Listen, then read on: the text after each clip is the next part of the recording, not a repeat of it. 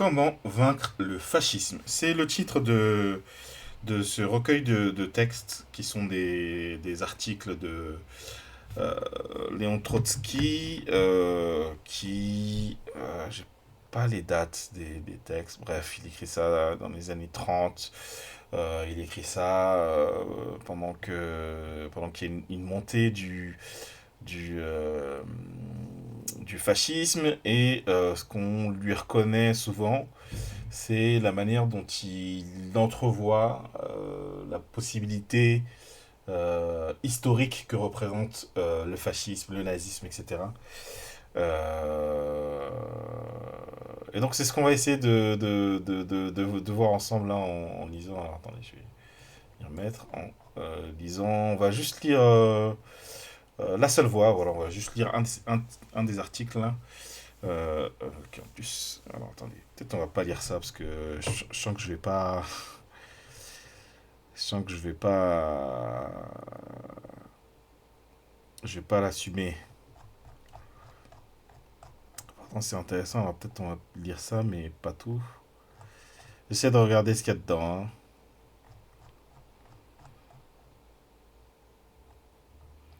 Là ça nous donne jusque page 50. Ce qui fait une dizaine. Alors attendez. Ça peut être intéressant. Qu'est-ce qu'on a d'autre? Ouais, parce que j'avais choisi un truc, mais peut-être c'est pas le meilleur choix. Ouais, ok, on va lire un peu de la Salvoie et un peu de qu'est-ce que le national-socialisme. Allez, ok, on part là-dessus. Ok, on part là-dessus. Donc, ouais, j'avais dit, je pense que je vais mettre un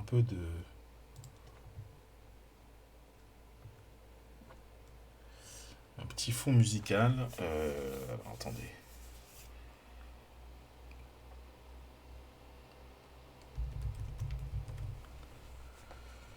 La dernière fois, j'en avais mis un qui était plutôt sympa, et donc ce que je vais faire, c'est que je vais en mettre un autre. Alright. Allez.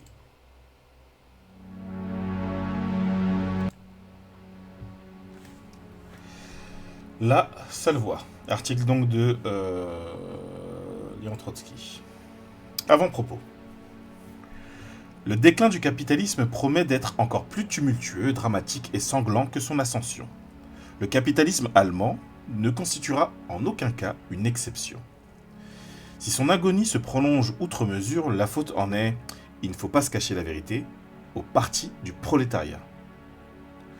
Donc ça, c'est une idée qui est déjà celle développée 10 ans avant par José Carlos Mariátegui, qui est en fait le fascisme avance sur les échecs de la gauche, quoi. Le capitalisme allemand vit le jour avec un certain retard, oui c'est ça, et se trouva dépourvu des privilèges du droit d'aînesse. Le développement de la Russie lui donna une place à mi-chemin entre l'Angleterre et l'Inde. Dans ce schéma, l'Allemagne aurait dû occuper la place entre l'Angleterre et la Russie, sans avoir toutefois les puissantes colonies d'outre-mer de la Grande-Bretagne, ni les colonies intérieures de la Russie tsariste. L'Allemagne, encastrée au cœur de l'Europe, se vit placée devant la nécessité, à une époque où le monde entier avait déjà été partagé, de conquérir, donc placée devant la nécessité, je vais encore baisser un peu le... Voilà. Donc placée devant la nécessité de conquérir des marchés étrangers et de procéder à un nouveau partage des colonies qui avaient déjà été partagées. Vous voyez la question des intérêts impérialistes divergents. Il ne fut pas donné au capitalisme allemand de nager dans le sens du courant, de s'abandonner au libre jeu des forces. Seule la Grande-Bretagne a pu s'offrir ce luxe, et cela uniquement pour une période historique limitée, dont nous avons vu récemment le terme. Le capitalisme allemand ne pouvait pas non plus se permettre ce sens de la mesure qui caractérise le capitalisme français, solidement installé dans ses limites et disposant de réserves sous forme de riches possessions coloniales. La bourgeoisie allemande, profondément opportuniste en politique intérieure, dut, dans le domaine de l'économie et de la politique internationale, faire preuve de témérité, foncer de l'avant, élargir démesurément sa production, et pour rattraper les vieilles nations, agiter son sabre et se lancer dans la guerre. La rationalisation poussée à l'extrême de l'industrie allemande d'après-guerre découlait de la nécessité de surmonter les conditions défavorables dues au retard historique, à la situation géographique et à la défaite militaire. Donc, oui, il replace tout le contexte historique qui est le sien, hein, mais notamment aussi économique, qui amène aussi à l'option fasciste, en fait. Nazi, là, en l'occurrence. Si les maux économiques de notre époque sont, en fin de compte, le résultat de la contradiction entre le développement des forces productives de l'humanité d'une part, la propriété privée des moyens de production et les frontières nationales d'autre part, le capitalisme allemand est en proie aux convulsions les plus violentes parce qu'il est le capitalisme le plus moderne, le plus avancé et le plus dynamique sur le continent européen. Les médecins du capitalisme allemand se divisent en 3 écoles. Les libéraux, les partisans d'une économie planifiée, les partisans de l'autarcie. Les libéraux voudraient remettre en vigueur les lois naturelles du marché, mais le triste sort politique du libéralisme allemand reflète le fait que le capitalisme allemand ne s'est jamais fondé sur le manchesterianisme. Grâce au protectionnisme, il est arrivé directement au trust et au monopole. On ne peut ramener l'économie allemande à un passé sain, entre guillemets, pour la bonne raison qu'il n'a jamais existé. Le national-socialisme promet de réviser à sa manière le traité de Versailles, c'est-à-dire pratiquement de poursuivre l'offensive de l'impérialisme des Hohenzollern. En même temps, il veut mener l'Allemagne à l'autarcie, c'est-à-dire sur la voie du provincialisme et de l'autolimitation. Les rugissements du lion cachent ici une psychologie de chien battu. Vouloir adapter le capitalisme allemand à ses frontières nationales équivaut à soigner un homme en l'amputant de la main droite, du pied gauche et d'une partie du crâne. Soigner le capitalisme à l'aide de l'économie planifiée signifie éliminer la concurrence. Dans ce cas, il faudrait commencer par supprimer la propriété privée des moyens de production. Les réformateurs, bureaucrates et doctes professeurs n'ont même jamais osé l'imaginer. L'économie allemande est rien moins que purement allemande. Elle fait partie intégrante de l'économie mondiale. Un plan allemand est concevable uniquement dans la perspective d'un plan économique international. Une planification limitée au niveau national reviendrait à renoncer à l'économie mondiale, c'est-à-dire marquerait une tentative de retour au système de l'autarcie. Ces 3 écoles qui se combattent se ressemblent en fait, car elles sont toutes 3 enfermées dans le cercle vicieux de l'utopisme réactionnaire. Ce qui mérite d'être sauvé, ce n'est pas le capitalisme allemand, mais l'Allemagne de son capitalisme. Pendant les années de crise, les bourgeois allemands, du moins leurs théoriciens, se sont lancés dans des discours de contrition. Ils auraient mené, disent-ils, une politique beaucoup trop risquée, fait appel à des crédits étrangers tout à fait à la légère et développé l'équipement industriel de façon inconsidérée. À l'avenir, il faudrait être plus prudent. Aujourd'hui, encore plus que dans le passé, les sommets de la bourgeoisie allemande sont partisans d'aventures économiques, comme le prouve le programme de Papen et l'attitude du capital financier à son égard. Au premier signe de réactivation de l'économie, de l'industrie, plutôt, il y a un truc que je n'ai pas terminé.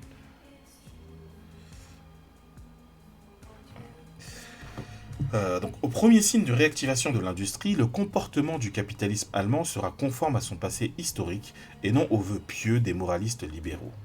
Les entrepreneurs avides de profit feront de nouveau monter la pression de la vapeur sans faire attention au manomètre. La chasse aux crédits étrangers reprendra son caractère fiévreux. Les possibilités d'expansion,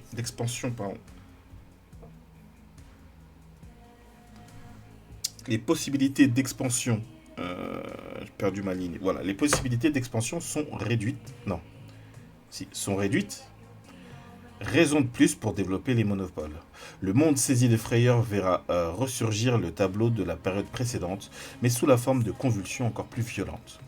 Parallèlement, la renaissance du militarisme allemand ira bon train, comme si les années 14-18 n'avaient pas existé. La bourgeoisie allemande place de nouveau à la tête de la nation des barons de l'Est de l'Elbe. Ces derniers sont encore plus portés à risquer l'avenir du pays sous le signe du bonapartisme que sous le signe de la monarchie légitime. Dans leur minute de lucidité, les dirigeants de la social-démocratie allemande doivent se demander par quel miracle notre parti continue-t-il, après tout ce qu'il a fait, à regrouper des millions d'ouvriers. Ce qui n'est pas le cas de la social-démocratie française d'aujourd'hui.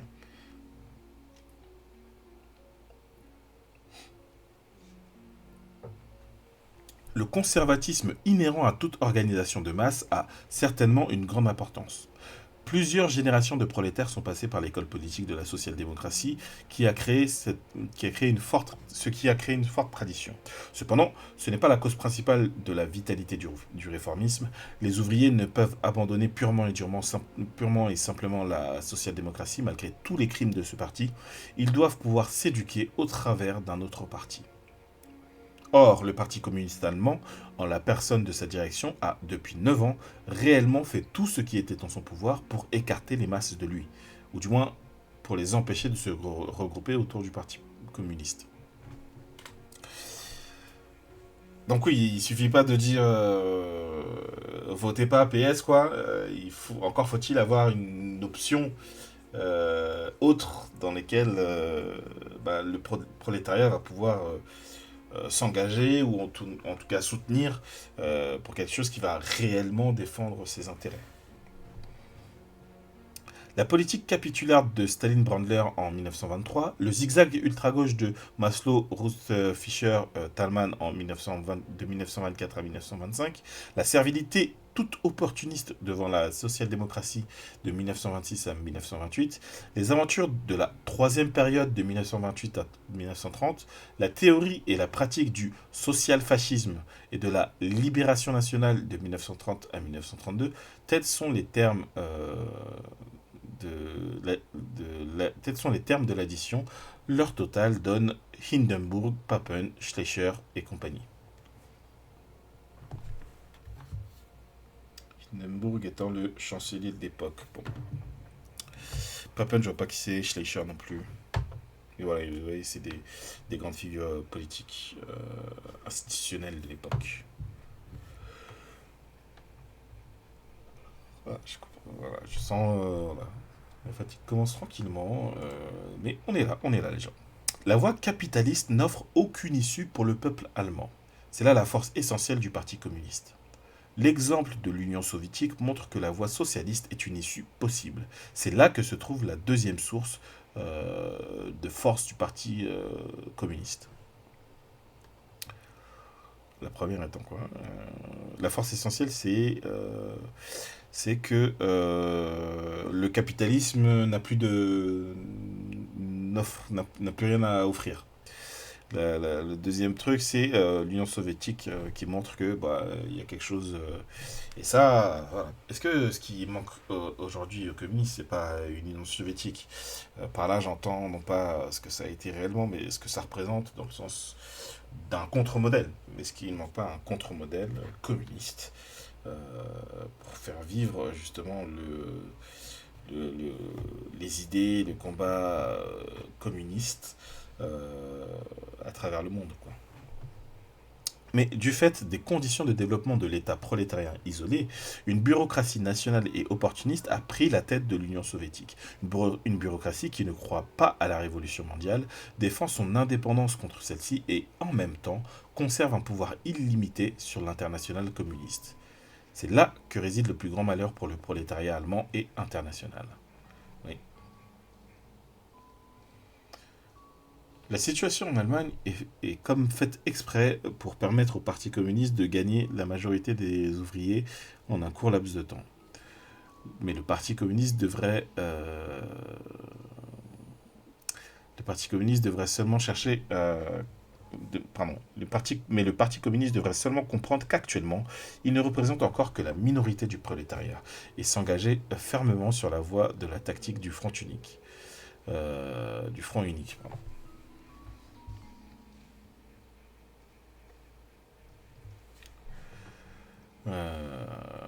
Donc la tactique du front unique. Au lieu de cela, le Parti communiste a fait sienne une tactique que l'on peut résumer ainsi. Ne pas donner aux ouvriers allemands la possibilité ni de mener des luttes économiques, ni d'opposer une résistance au fascisme, ni de saisir l'armée de la grève générale, ni de créer des soviets, tant que le prolétariat ne reconnaîtra pas a priori le rôle dirigeant du Parti communiste. Les tâches politiques sont ainsi transformées en ultimatum. Donc il faut pouvoir s'imposer auprès de la population, quoi. D'où vient cette méthode déplorable? La réponse est fournie par la politique de la fraction stalinienne en Union soviétique. L'appareil y a transformé la direction politique en une suite d'ordres administratifs en ne permettant pas en ne permettant aux ouvriers ni de discuter, ni de critiquer, ni de voter la bureaucratie stalinienne. Leur parle en fait le langage des ultimatums. Pardon. Je vais redire cette phrase. En ne permettant aux ouvriers ni de discuter, ni de critiquer, ni de voter.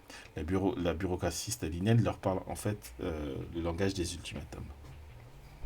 La politique de Thälmann est une tentative de traduire le stalinisme en mauvais allemand. Il y a toutefois une différence. La bureaucratie de l'URSS dispose pour sa politique de diktat du pouvoir d'État qu'elle a reçu des mains de la Révolution d'octobre. Par contre, Thälmann ne dispose pour donner du poids à son ultimatum que de l'autorité formelle de l'Union soviétique. C'est une aide morale importante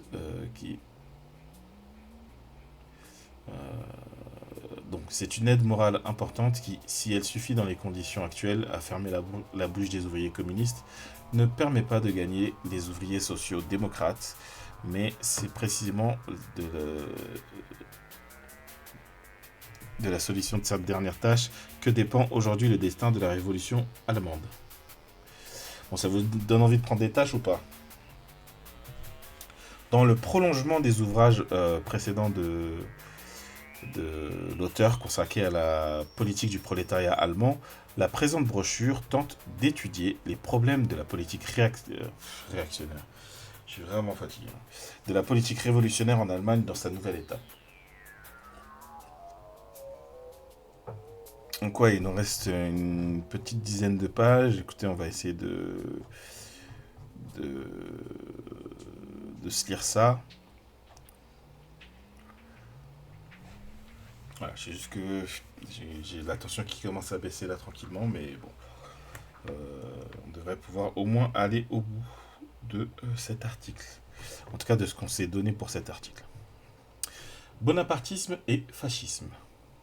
Essayons de voir brièvement ce qui s'est passé et où nous en sommes. C'est grâce à la social-démocratie que le gouvernement Brüning a obtenu le soutien du Parlement pour gouverner au moyen de lois d'exception. Les dirigeants sociaux-démocrates déclaraient « Nous barrons ainsi le chemin du pouvoir au fascisme ». La bureaucratie stalinienne répondait « Non, le fascisme a déjà été vaincu. Le régime de Brüning, c'est le fascisme. La première...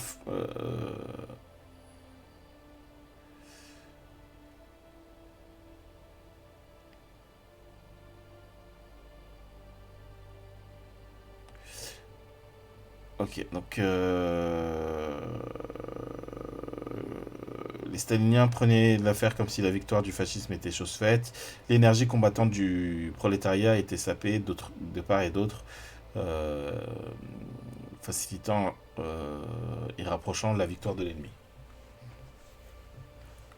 Dans le passé, nous avons caractérisé le gouvernement Brüning comme bonapartiste, comme une caricature de bonapartisme, c'est-à-dire comme un régime de dictature militaro-policière. J'ai pas du tout de bon ton, mais bon, c'est pas grave.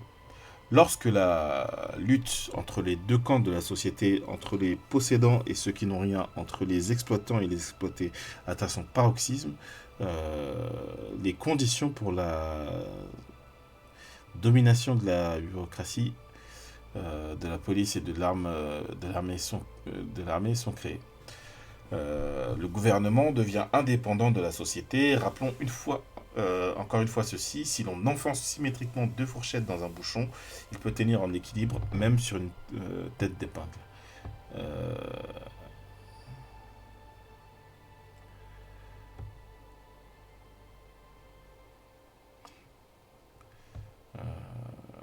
Pardon, rappelons encore une fois ceci, je disais, si on enfonce symétriquement deux fourchettes dans un bouchon, il peut tenir en équilibre même sur une tête d'épingle.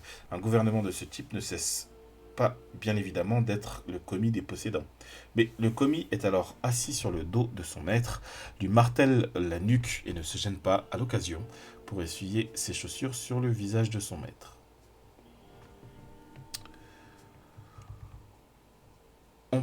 On pouvait supposer que Bruning se maintiendrait jusqu'à l'ultime dénouement.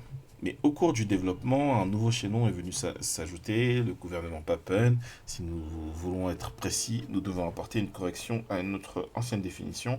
Le gouvernement Bruning était un gouvernement pré-bonapartiste. Bruning n'était qu'un précurseur. Le bonapartisme, sous sa forme achevée, euh, euh,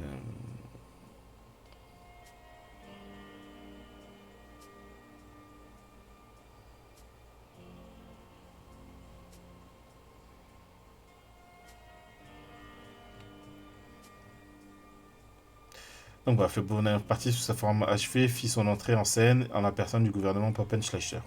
En quoi consiste la différence?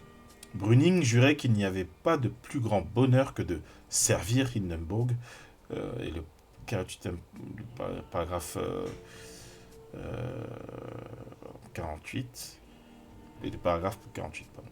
Avec son poing, Hitler soutenait Brüning à droite, mais Brüning s'appuyait avec son coude gauche sur l'épaule de Weiss. Au Reichstag, le Brüning trouvait une majorité qui le dispensait de tenir compte du Reichstag.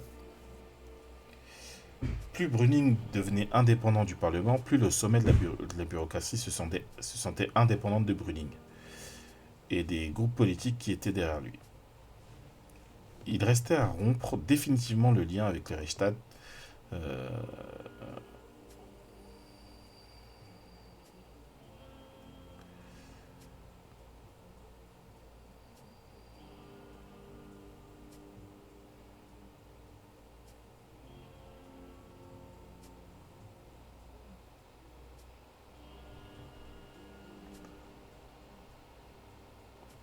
Wesh, wesh, wesh, yo, ça va ou quoi les gens? Ça va, anti-patriarcam, j'ai pas entendu d'alerte de raid. Vous arrivez au début de la lecture là, on a lu deux trois pages sur, comment vaincre le fascisme. Moi, c'est comment vaincre le sommeil qui s'abat pendant la lecture. Voilà, on arrivait à Trotsky qui parlait d'Hitler, c'est sympa, non? Vous avez fait quoi, vous, chez Anti-Patriarcam? Qu'est-ce que vous avez fait de beau, n'est-ce pas? Telle est la question. Je sais pas pourquoi. Alors, attendez, est-ce que j'ai... Non, j'ai bien mes alertes, hein. Je sais pas pourquoi l'alerte de raid s'est pas lancée. Peut-être qu'elle va arriver comme ça. Merci pour les follow d'ailleurs. Merci du follow Nordam Lemoine. Voilà, en tout cas, voilà, là on est en train de lire, d'essayer de comprendre comment vaincre le fascisme. Voilà, donc on lit voilà, certains articles de Trotsky sur le sujet. Vous avez aboli la police. Bah, ça fait plaisir, franchement, on se sent un peu allégé. Alors, donc on disait, voilà, plus Brüning devenait indépendant du Parlement, plus le sommet de la bureaucratie se sentait indépendante de Brüning et des groupes politiques qui étaient derrière lui. Il restait à rompre définitivement le lien avec le Reichstag.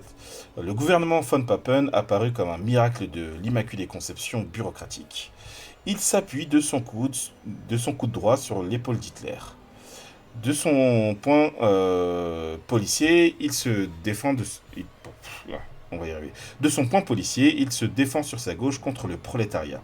C'est là le secret de sa stabilité, c'est-à-dire du fait qu'il n'est pas tombé le jour même de son apparition. C'est fini le cycle sur la police. Ah ouais, c'est fini. Les expériences à Minneapolis.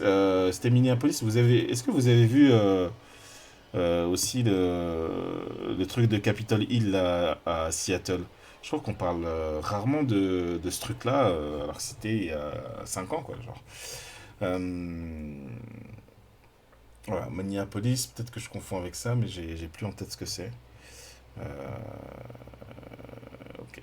Donc, le gouvernement Brüning avait un caractère clérical, bureaucratique et policier. La Reichswehr restait en réserve. Le front de fer servait de soutien direct de l'ordre. La suppression de la dépendance à l'égard du front de fer fut la raison essentielle du coup d'État d'Hindenburg et de Papen. À cette occasion, les généraux se retrouvèrent automatiquement à la première place. Vous avez parlé de Ferguson, Atlanta. Ok, ok. Les dirigeants sociodémocrates, je pense que j'irai checker le replay. Les dirigeants sociodémocrates firent les frais de l'opération. C'est ce qui leur arrive dans les périodes de crise sociale. Ces intrigants petits bourgeois passent pour des esprits lucides dans des conditions où il n'est pas besoin d'intelligence. Aujourd'hui, ils se cachent la nuit sous leur couverture, ils ont des sueurs froides et espèrent un miracle. Peut-être réussiront-ils non seulement à sauver leur tête, mais aussi leur mobilier confortable et leurs petites économies innocentes. Mais il n'y aura pas de miracle. Malheureusement, le Parti communiste fut lui aussi complètement... Donc voilà, il dresse le tableau voilà, de qu'est-ce que c'est que l'Allemagne, là, qu'est-ce qui fait que qu'est-ce qui permet la montée du nazisme. Il a commencé par poser les conditions économiques aussi, etc. etc. Donc malheureusement, le Parti communiste fut lui aussi complètement pris au dépourvu par les événements. La bureaucratie stalinienne n'avait rien prévu. Maintenant, Talman, Remele et autres parlent à tout propos du coup d'État du 20 juillet. Mais comment cela se fait-il? Ils affirmaient, et oui, c'est ça que je voulais checker, c'était... alors attendez. C'était la date voilà, pour que vous puissiez situer. C'était la date d'écriture. Est-ce qu'ils mettent les dates ici? Parce que ce qu'on est en train de lire... On était resté sur la seule voie, hein, il me semble. 1932, voilà. Pour que vous situez, on est en octobre 1932 quand il écrit ces lignes, quoi. Voilà.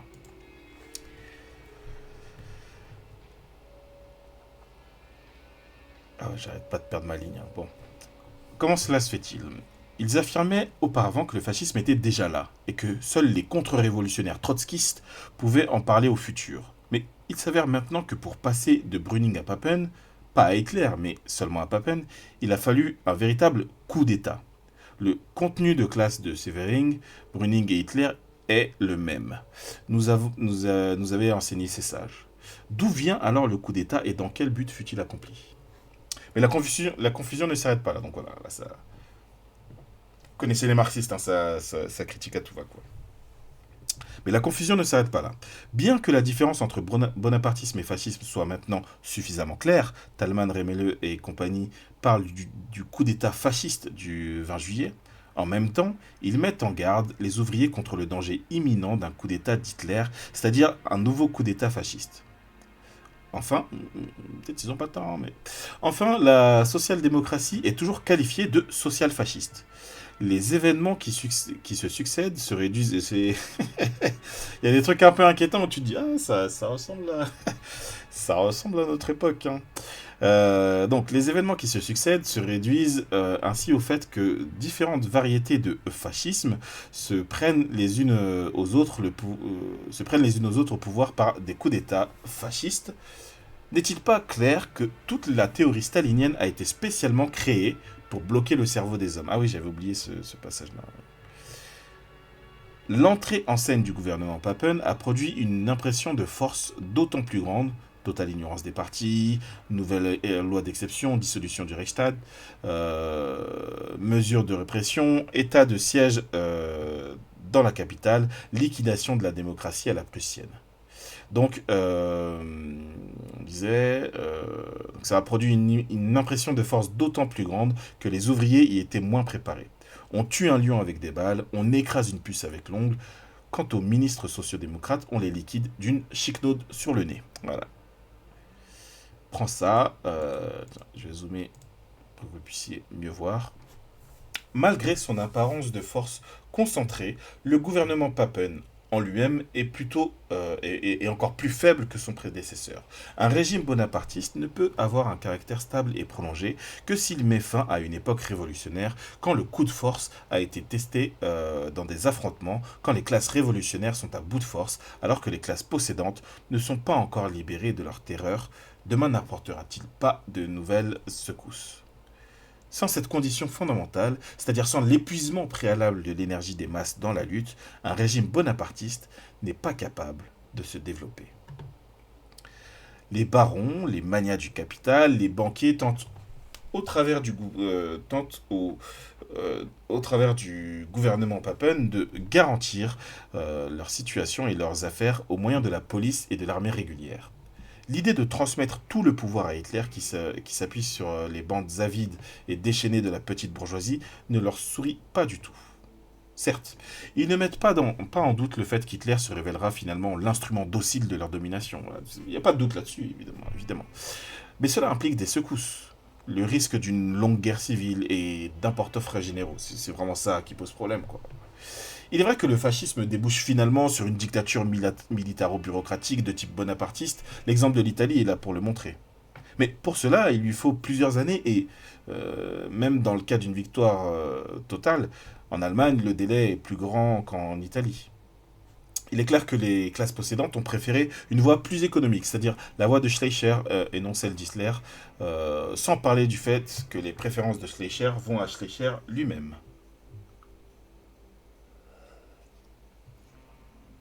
Schleicher. Le fait que la neutralisation des camps irréductibles soit à l'origine de l'existence du gouvernement Papen n'implique nullement que les forces du prolétariat révolutionnaire et celles de la petite bourgeoisie réactionnaire soient égales dans la balance de l'histoire. Tout le problème est reporté ici dans le domaine de la politique. La social-démocratie paralyse le prolétariat en se servant de la mécanique du front de fer. Par sa politique absurde de l'ultimatisme, la bureaucratie stalinienne empêche les ouvriers de choisir l'issue révolutionnaire. Avec une direction correcte du prolétariat, le fascisme aurait été réduit à néant et le bonapartisme n'aurait trouvé aucune fissure par laquelle s'infiltrer. Malheureusement, telle n'est pas la situation. La puissance paralysée du prolétariat a donné à la clique bonapartiste son apparence trompeuse de puissance. Voilà la formule politique d'aujourd'hui. Le gouvernement Papen n'est que le point d'intersection des deux grandes forces historiques. Son poids personnel est presque nul. C'est pourquoi il ne peut pas s'effrayer lui-même de sa propre gesticulation et ne pas avoir le vertige face au désert qui l'entoure. C'est cela et seulement cela qui explique que dans les actions du gouvernement, il y a 2 tiers de lâcheté pour 1 tiers d'audace. Par rapport à la Prusse, c'est-à-dire à la social-démocratie, le gouvernement jouait gagnant à tous les coups. Il savait que ces messieurs n'opposeraient aucune résistance. Il fixa de nouvelles élections après la dissolution du Reichstag, mais n'osa pas les repousser. Après avoir proclamé l'état de siège, il se hâta d'expliquer. C'est uniquement pour rendre plus facile une capitulation sans combat des dirigeants de la social-démocratie. Mais il y a la Reichswehr. Nous ne sommes pas portés à l'oublier. Engels définissait l'État comme des bandes d'hommes armés avec des appendices matériels comme les prisons, etc. À propos du pouvoir du gouvernement actuel, on peut dire même que seule la Reichswehr existe réellement. Mais la Reichswehr n'est nullement un instrument soumis et sûr entre les mains du groupe d'individus à la tête desquels se trouve Papen. En fait, le gouvernement ressemble plutôt à une commission politique auprès de la Reichswehr. Malgré son poids prépondérant sur le gouvernement, la Reichswehr ne peut prétendre jouer un rôle politique autonome. 100 000 soldats, aussi soudés et aguerris qu'ils soient, et cela demandera à être vérifié, ne peuvent commander à une nation de 65 millions d'individus déchirés par de très profonds antagonismes sociaux. La Reichswehr ne sera qu'un élément, et de plus un élément non décisif dans la lutte entre les forces sociales. À sa manière, le nouveau Reichstag reflète assez bien la situation politique du pays qui a conduit à l'expérience bonapartiste. Ce Parlement sans majorité, avec des ailes irréductibles, est un argument concret et irréfutable en faveur de la dictature. Les limites de la démocratie apparaissent encore une fois dans toute leur évidence. Là où il s'agit des fondements même de la société, l'arithmétique parlementaire ne résout rien. C'est la lutte qui tranche. Encore une fois, on a l'impression qu'on est en train de parler de 2032 et pas de 1932. Nous ne chercherons pas à deviner de loin la voie qu'emprunteront dans les prochains jours les tentatives de replâtrage du gouvernement. Nos hypothèses sont de toute façon en retard sur la réalité et les formes et combinaisons transitoires possibles ne résoudront pas le problème. Le bloc de la droite avec le centre impliquerait la légalisation de l'arrivée des nationaux socialistes au pouvoir, c'est-à-dire fournirait la couverture la plus commode à un coup d'État fasciste. Le type de rapport de force qui s'instaurerait au début entre Hitler, Schleicher et les dirigeants du centre est un problème plus important pour eux-mêmes que pour le peuple allemand. Toutes les combinaisons politiques imaginables avec Hitler signifient l'absorption de la bureaucratie, de la justice, de la police et de l'armée dans le fascisme. Si l'on admet que le centre n'entrera pas dans une coalition où la rupture avec ses propres ouvriers serait le prix de son rôle de frein sur la locomotive d'Hitler, il ne reste plus alors que la voie ouvertement extra-parlementaire. Voilà, là on lit un article qui s'appelle La seule voie. Une combinaison sans le centre assurera encore plus facilement et plus rapidement la prépondérance des nationaux socialistes. Si ces derniers ne s'entendaient pas immédiatement avec Papen et ne passaient pas aussitôt ouvertement à l'offensive, le caractère bonapartiste du gouvernement devrait apparaître encore plus crûment. Von Schleicher aurait ses 100 jours, mais sans les années napoléoniennes antérieures. 100 jours, non. Nous sommes, semble-t-il, trop généreux. La Reichswehr ne décide pas. Schleicher ne suffit pas.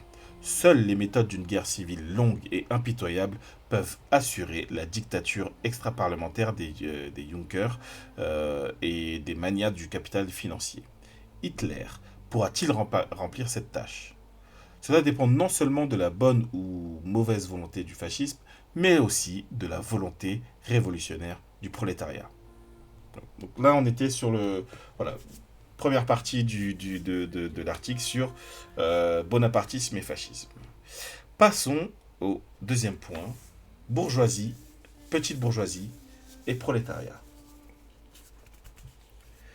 Toute analyse sérieuse de la situation politique doit partir des rapports existants entre les trois classes, la bourgeoisie, la petite bourgeoisie, y compris la paysannerie, et le prolétariat. La grande bourgeoisie, puissante du point de vue économique, ne représente, prise en elle-même, qu'une infime minorité. Pour asseoir sa domination, elle doit entretenir des relations bien définies avec la petite bourgeoisie et, par l'intermédiaire de cette dernière, avec le prolétariat. Pour comprendre la dialectique de ces relations, il faut distinguer trois étapes historiques. L'aube du développement capitaliste, lorsque la bourgeoisie, pour remplir sa mission, avait besoin de méthodes révolutionnaires, l'épanouissement et la maturité du régime capitaliste, lorsque la bourgeoisie donna à sa domination ses formes ordonnées, pacifiques, conservatrices et démocratiques.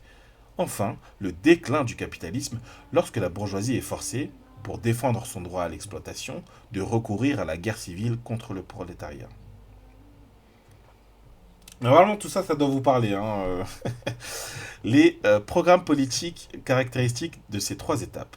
Le jacobinisme, la démocratie réformiste, y compris la social-démocratie, et le fascisme sont, dans leur essence, les programmes des courants petits bourgeois. Cette circonstance, à elle seule, montre quelle importance énorme, plus exactement décisive, revêt l'autodétermination politique des couches petites bourgeoises pour le destin de la société bourgeoise dans son ensemble. Toutefois, les relations entre la bourgeoisie et sa base sociale principale ne sont nullement fondées sur une confiance réciproque et une collaboration pacifique. Dans sa masse, la petite bourgeoisie est une classe exploitée et humiliée. Elle envie la grande bourgeoisie et souvent la déteste.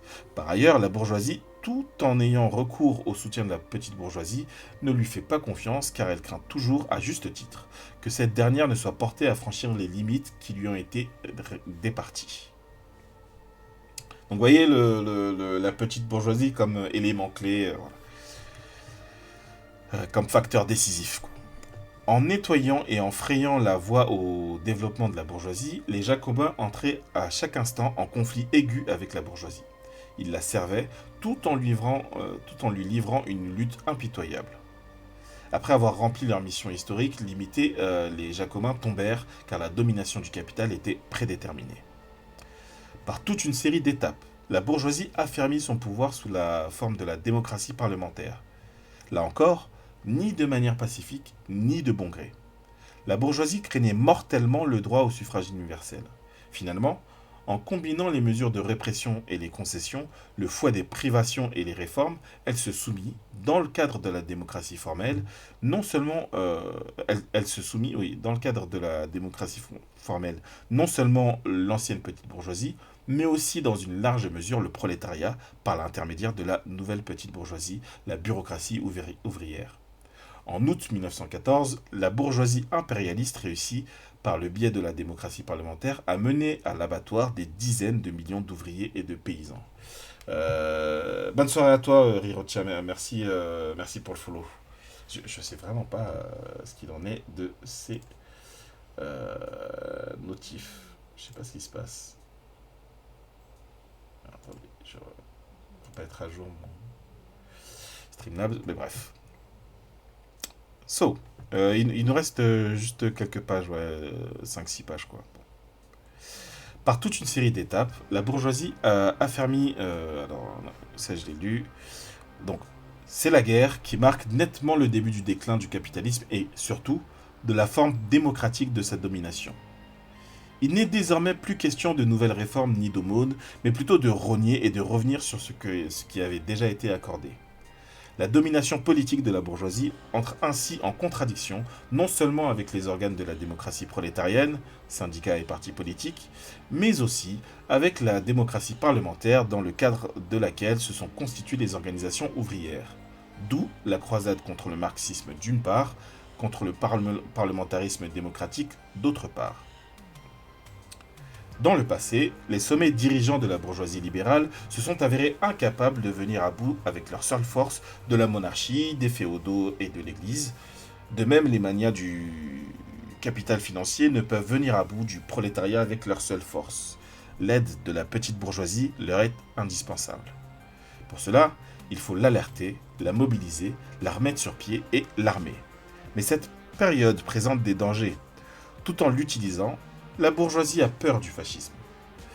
En mai 1926, Pilsudski fut obligé de sauver la société bourgeoise par un coup d'État dirigé contre les partis traditionnels de la bourgeoisie polonaise.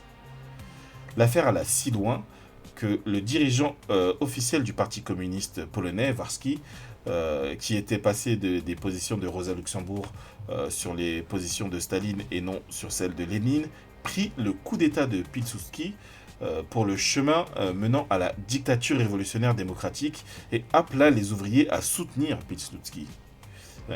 Un peu confus, Warski, si on me demande mon avis. Lors de la séance de la commission polonaise du comité exécutif de l'Internationale communiste, l'auteur de ces lignes déclarait à propos des événements en Pologne. Attendez un moment. Qu'on découvre ce qu'il déclarait.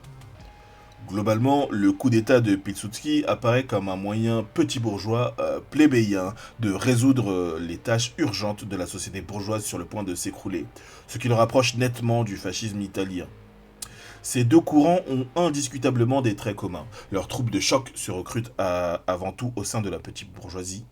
Pilsudski, comme Mussolini, a agi en employant des moyens extra-parlementaires ouvertement violents et les méthodes de la guerre civile. Tous deux cherchaient non à renverser la société bourgeoise, mais au contraire à la sauver. Si, dans un premier temps, ils ont remis en selle les masses petites bourgeoises, ils se sont unis à la grande bourgeoisie après leur arrivée au pouvoir.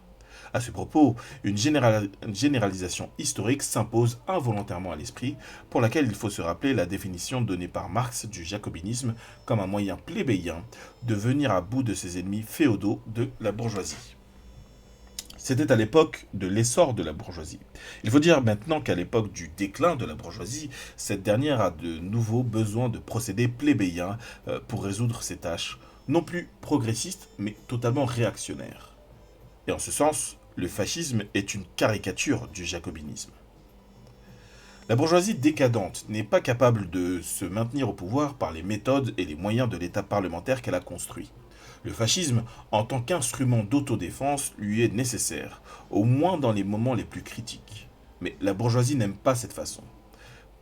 Mais la bourgeoisie n'aime pas cette façon plébéienne de résoudre ses problèmes. Elle manifeste une très grande hostilité à l'égard du jacobinisme qui fraya dans le sang le chemin du développement de la société bourgeoise. Les fascistes sont infiniment plus proches de la bourgeoisie décadente que les jacobins de la bourgeoisie montante. Mais la bourgeoisie bien établie n'aime pas la manière fasciste de résoudre ses problèmes, car les secousses, même dans les intérêts de la société bourgeoise, ne sont pas sans risque pour elle. D'où l'antagonisme entre le fascisme et les partis traditionnels de la bourgeoisie. La grande bourgeoisie n'apprécie pas les méthodes fascistes, de même qu'un homme qui a mal à la mâchoire n'aime pas qu'on lui arrache des dents. Les cercles respectables de la société bourgeoise regardaient avec haine les exercices du dentiste Pilsudski, mais finalement ils se sont soumis à l'inévitable, certes avec des menaces, des marchandages et des trafics. Et voilà que l'idole d'hier de la petite bourgeoisie se transforme en gendarme du capital. À cette tentative de définir la place historique du fascisme comme relève politique de la social-démocratie, la direction officielle opposa la théorie du social-fascisme. Dès les premiers temps, elle pouvait apparaître comme une stupidité, certes prétentieuse et tapageuse, mais inoffensive. Les événements qui ont suivi ont montré quelle influence désastreuse la théorie stalinienne a exercée sur le développement de l'internationale communiste. Donc, petite note, bien qu'ayant dissimulé au parti et à l'internationale communiste le discours cité ci-dessus, la presse stalinienne lança contre lui une de ses campagnes habituelles. Manouilski écrivit que j'osais assimiler les fascistes aux jacobins, qui pourtant sont nos ancêtres révolutionnaires. La dernière affirmation est plus ou moins vraie. Malheureusement, ces ancêtres ont un grand nombre de descendants incapables de faire fonctionner leur cerveau. MDR. Ah, les marxistes, putain. Bref, une ligne sur deux, ça clash, hein, bref. On peut trouver des échos de cette ancienne polémique dans les productions récentes de Münzenberg contre le trotskisme. Toutefois, nous ne nous y arrêtons pas. Il y a d'autres trucs. Non, c'était la fin du... Il n'y a pas de point. Mais c'est la fin de la note. Ok. Faut-il conclure des rôles historiques du jacobinisme, de la démocratie et du fascisme que la petite bourgeoisie est condamnée à rester jusqu'à la fin de ses jours un instrument entre les mains du capital? S'il en était ainsi, la dictature du prolétariat serait impossible dans une série de pays où la petite bourgeoisie constitue la majorité de la nation et rendue extrêmement difficile dans d'autres pays où la petite bourgeoisie constitue une minorité respectable. Heureusement, il n'en est pas ainsi.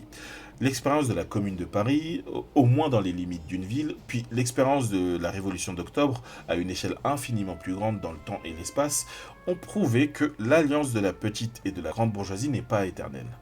Si la petite bourgeoisie est incapable de mener une politique indépendante, et c'est en particulier pour cette raison qu'une dictature démocratique petite bourgeoise est irréalisable, il ne lui reste qu'à choisir entre le prolétariat et la bourgeoisie. À l'époque de la montée, de la croissance et de l'épanouissement du capitalisme, la petite bourgeoisie, malgré de violentes explosions de mécontentement, restait avec une relative docilité dans l'attelage capitaliste. Ce qui est assez fou, pour dire un peu, voilà, cette lecture-là de la petite bourgeoisie qui est coincée entre le prolétariat et la grande bourgeoisie, c'est quelque chose qui est toujours actuel sur l'analyse du fascisme. C'est ce que décrit, comment il s'appelle, Félicien Faury dans Des électeurs ordinaires. C'est vraiment cette catégorie intermédiaire qui peut basculer d'un côté ou de l'autre, quoi. Et voilà, si ça bascule du côté bourgeoisie, vous avez compris, ça sent mauvais. Donc je reprends. À l'époque de la montée de la croissance et de l'épanouissement du capitalisme, la petite bourgeoisie, malgré de violentes explosions de mécontentement, restait avec une relative docilité dans l'attelage capitaliste. C'était d'ailleurs la seule chose qu'elle avait à faire. Mais dans les conditions du capitalisme pourrissant, dans une situation économique sans issue, la petite bourgeoisie aspire, tente et essaie de s'arracher à la tutelle des anciens maîtres et dirigeants de la société. Elle est tout à fait susceptible de lier son sort à celui du prolétariat. Pour cela, une seule chose est nécessaire. Il faut que la petite bourgeoisie soit persuadée de la capacité du prolétariat à engager la société sur une voie nouvelle. Je répète, parce que c'est la phrase clé un peu de l'article. Il faut que la petite bourgeoisie soit persuadée de la capacité du prolétariat à engager la société sur une voie nouvelle. Le prolétariat ne peut lui inspirer une telle confiance que par sa force, son assurance dans l'action, une offensive hardie contre l'ennemi et le succès de sa politique révolutionnaire. Donc ça veut dire que pour Trotsky, la clé, c'est vraiment que le prolétariat fasse la démonstration de sa force, c'est-à-dire sa capacité à changer la vie, sa capacité à proposer autre chose, voilà, un autre système que le système capitaliste. C'est pas rien, hein. Mais pour lui, c'est un élément fondamental. Mais malheur si le parti révolutionnaire ne se montre pas à la hauteur de la situation. La lutte quotidienne du prolétariat accentue l'instabilité de la société bourgeoise. Les grèves et les troubles politiques détériorent la situation économique du pays. La petite bourgeoisie pourrait se résigner provisoirement à des privations croissantes si son expérience lui prouvait que le prolétariat est capable de l'arracher à sa situation présente pour la mener sur une voie nouvelle. Mais si le parti révolutionnaire, malgré la constante aggravation de la lutte des classes, s'avère toujours incapable de rassembler autour de lui le prolétariat, s'agite vainement, sème la confusion et se contredit lui-même, la petite bourgeoisie perd alors patience et commence à voir dans les ouvriers le responsable de ses propres malheurs. Tous les partis de la bourgeoisie, y compris la social-démocratie, s'efforcent de l'en persuader. Et lorsque la crise revêt et vraiment ce truc-là pour le coup de, de d'accuser des plus pauvres que toi d'être la cause de tes malheurs et du coup de pencher vers le fascisme, c'est un truc qu'on retrouve dans l'analyse de Félicien Faury avec cette petite subtilité que euh, c'est plutôt sur le prolétariat non blanc que ça se cristallise, quoi. Je généralise un peu, tu as l'impression qu'entre le temps de la création de la classe moyenne, ça permet à la petite bourgeoisie de se créer sa propre petite bourgeoisie. Ça pacifie au sens de soumettre beaucoup de monde dans le processus. Euh, peut-être. Je ne saurais pas me positionner là comme ça. Euh, je crois que j'étais là, tout à fait. Tous les partis de la bourgeoisie, y compris la social-démocratie, s'efforcent de l'en persuader. Et lorsque la crise revêt une gravité insupportable, un parti se met en avant avec le but de déclarer, avec le but déclaré de chauffer à blanc la petite bourgeoisie et de diriger sa haine et son désespoir contre le prolétariat. En Allemagne, cette fonction historique est remplie par le national-socialisme. Large courant dont l'idéologie se forme à partir de toutes les exhalaisons putrides de la société bourgeoise en décomposition. Donc, bon, même s'il manque, je trouve, la question raciale dans le national-socialisme, quand même, on voit comment il tire le fil de... ok, il y a le fascisme comme proposition politique, mais en fait, ce qui donne corps à ça, c'est non seulement les difficultés ou l'incapacité du prolétariat à mener des luttes et à pouvoir poser comme un horizon possible euh, un autre monde ou un monde socialiste, communiste, etc. Un autre projet politique que le capitalisme. Un capitalisme en crise qui se reporte du coup vers, euh, vers le fascisme avec voilà, tout ce truc de voilà, une société bourgeoise en décomposition. Euh, Ce qui explique aussi très bien pourquoi on retrouve autant de bourgeois, de grands bourgeois, chez les fachos. et la nécessité, y compris du fascisme, de jouer de la paix sociale, pour parler de la pacification dont tu parles, de jouer voilà, ce qui est le truc explicite de Zemmour, qui est de dire voilà, l'union des droites, voilà, d'effacer la question de la lutte des classes, d'effacer totalement la question de la lutte des classes en disant non mais en fait ça repose vraiment sur l'idée que la lutte des classes ne peut pas être remportée. Rien ne va changer à ma situation de petit bourgeois, etc. Je pourrais pas atteindre de plus grands niveaux. Par contre, je peux m'en prendre à ceux qui sont en dessous. Et ce qui est important, c'est que dans cette société en crise où je sens que je perds quand même, comment dire, que ma situation se dégrade, il ne faut surtout pas que ma situation rejoigne celle du prolétariat, en particulier du prolétariat racisé. Euh, voilà, c'est ça la promesse fasciste, c'est de dire non, c'est vrai, tu ne deviendras pas Bernard Arnault, tu ne deviendras pas Vincent Bolloré, etc.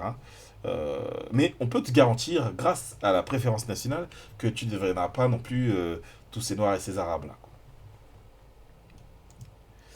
Euh, donc, donc, la responsabilité politique fondamentale de la croissance du fascisme retombe évidemment sur la social-démocratie.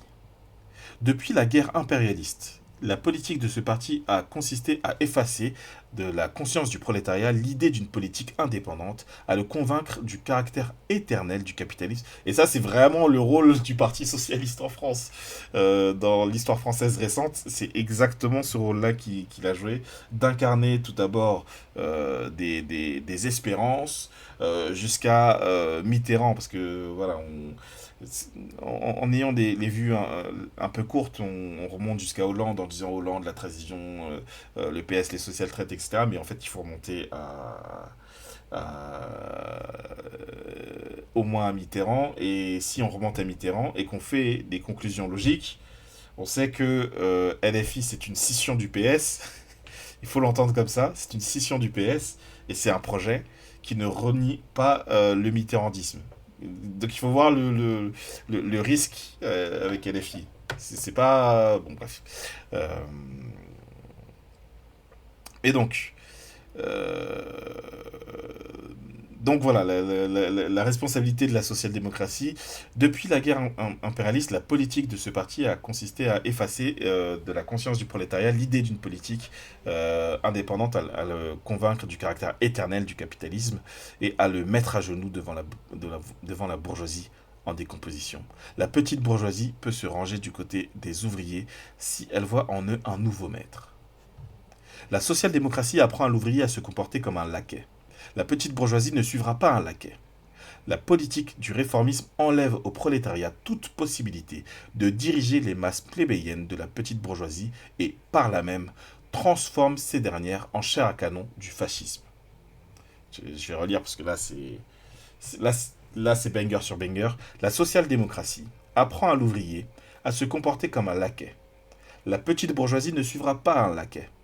La politique du réformisme enlève au prolétariat toute possibilité de diriger les masses plébéiennes de la petite bourgeoisie et, par là même, transforme ces dernières en chair à canon du fascisme. Pour nous, la responsabilité de la social-démocratie n'épuise pas le problème politique. Là-dessus, je suis d'accord. C'était déjà le discours de José Carlos Mariátegui, qui sont d'accord là-dessus, pour dire, en fait, c'est les échecs vraiment de la gauche qui mènent à ça. Mais dire que ça, c'est quand même, c'est y compris retirer le travail politique qui est fait par les fascistes. Hein. C'est pas juste les gens font rien et puis la gauche se casse la gueule et tout à coup le fascisme euh, monte en flèche quoi. Bon. Pour nous, la responsabilité de la social-démocratie n'épuise pas le problème politique. Depuis le début de la guerre, nous avons caractérisé ce parti comme le représentant de la bourgeoisie impérialiste au sein du prolétariat. Comme le représentant de la bourgeoisie impérialiste au sein du prolétariat. Quel projet tu portes sur l'impérialisme? Quel projet de lutte des classes tu portes? Voilà. Ça, c'est ce qui permet de déterminer est-ce que tu défends les intérêts du prolétariat ou est-ce que tu es en train de l'endormir? Est-ce que tu es en train d'en faire des laquais? Et pour être juste vis-à-vis de la France insoumise, le discours qu'ils tiennent, eux, c'est en fait, nous, le projet qu'on porte, on n'y arrivera pas si vous continuez pas de mener la lutte. Mais bon, je trouve que c'est quand même le discours de la révolution citoyenne, le truc de la révolution par les urnes, c'est aussi déposséder les gens en fait, de leur capacité d'agir. C'est-à-dire qu'il suffit de voter et c'est bon, ce sera fait. Même si derrière on dit non, quand même, faut lutter, quoi. Bref. Cette nouvelle orientation des marxistes révolutionnaires a donné naissance à la Troisième Internationale. Sa tâche était de réunir le prolétariat sous le drapeau de la Révolution et par là de lui assurer une influence dirigeante sur les masses opprimées de la petite bourgeoisie des villes et des campagnes. La période de l'après-guerre fut marquée en Allemagne, plus que partout ailleurs, par une situation économique sans issue et la guerre civile. La situation internationale et la situation intérieure, tout poussait impérieusement l'Allemagne sur la voie du socialisme. À chaque pas, la social-démocratie révélait son vide intérieur et son impuissance, le caractère réactionnaire de sa politique et la vénalité de ses dirigeants. Que fallait-il de plus au Parti communiste pour se développer? Cependant, après avoir connu d'importants succès les premières années, le Parti communiste allemand entra dans une période d'errement, de zigzag, où l'opportunisme succédait à l'aventurisme. La bureaucratie centriste affaiblissait systématiquement l'avant-garde du prolétariat, l'empêchant d'entraîner la classe à sa suite. Par là, elle enlevait au prolétariat dans son ensemble la possibilité d'entraîner à sa suite les masses opprimées de la petite bourgeoisie. Par la bureaucratie stalinienne porte pardon, euh, la bureaucratie stalinienne porte devant l'avant-garde du prolétariat une responsabilité directe et immédiate pour la croissance du fascisme. Et les nazis se cassaient notamment la margoulette sur la fin s'ils n'avaient pas été nommés. Oui, oui, oui, c'est vrai. C'est vrai.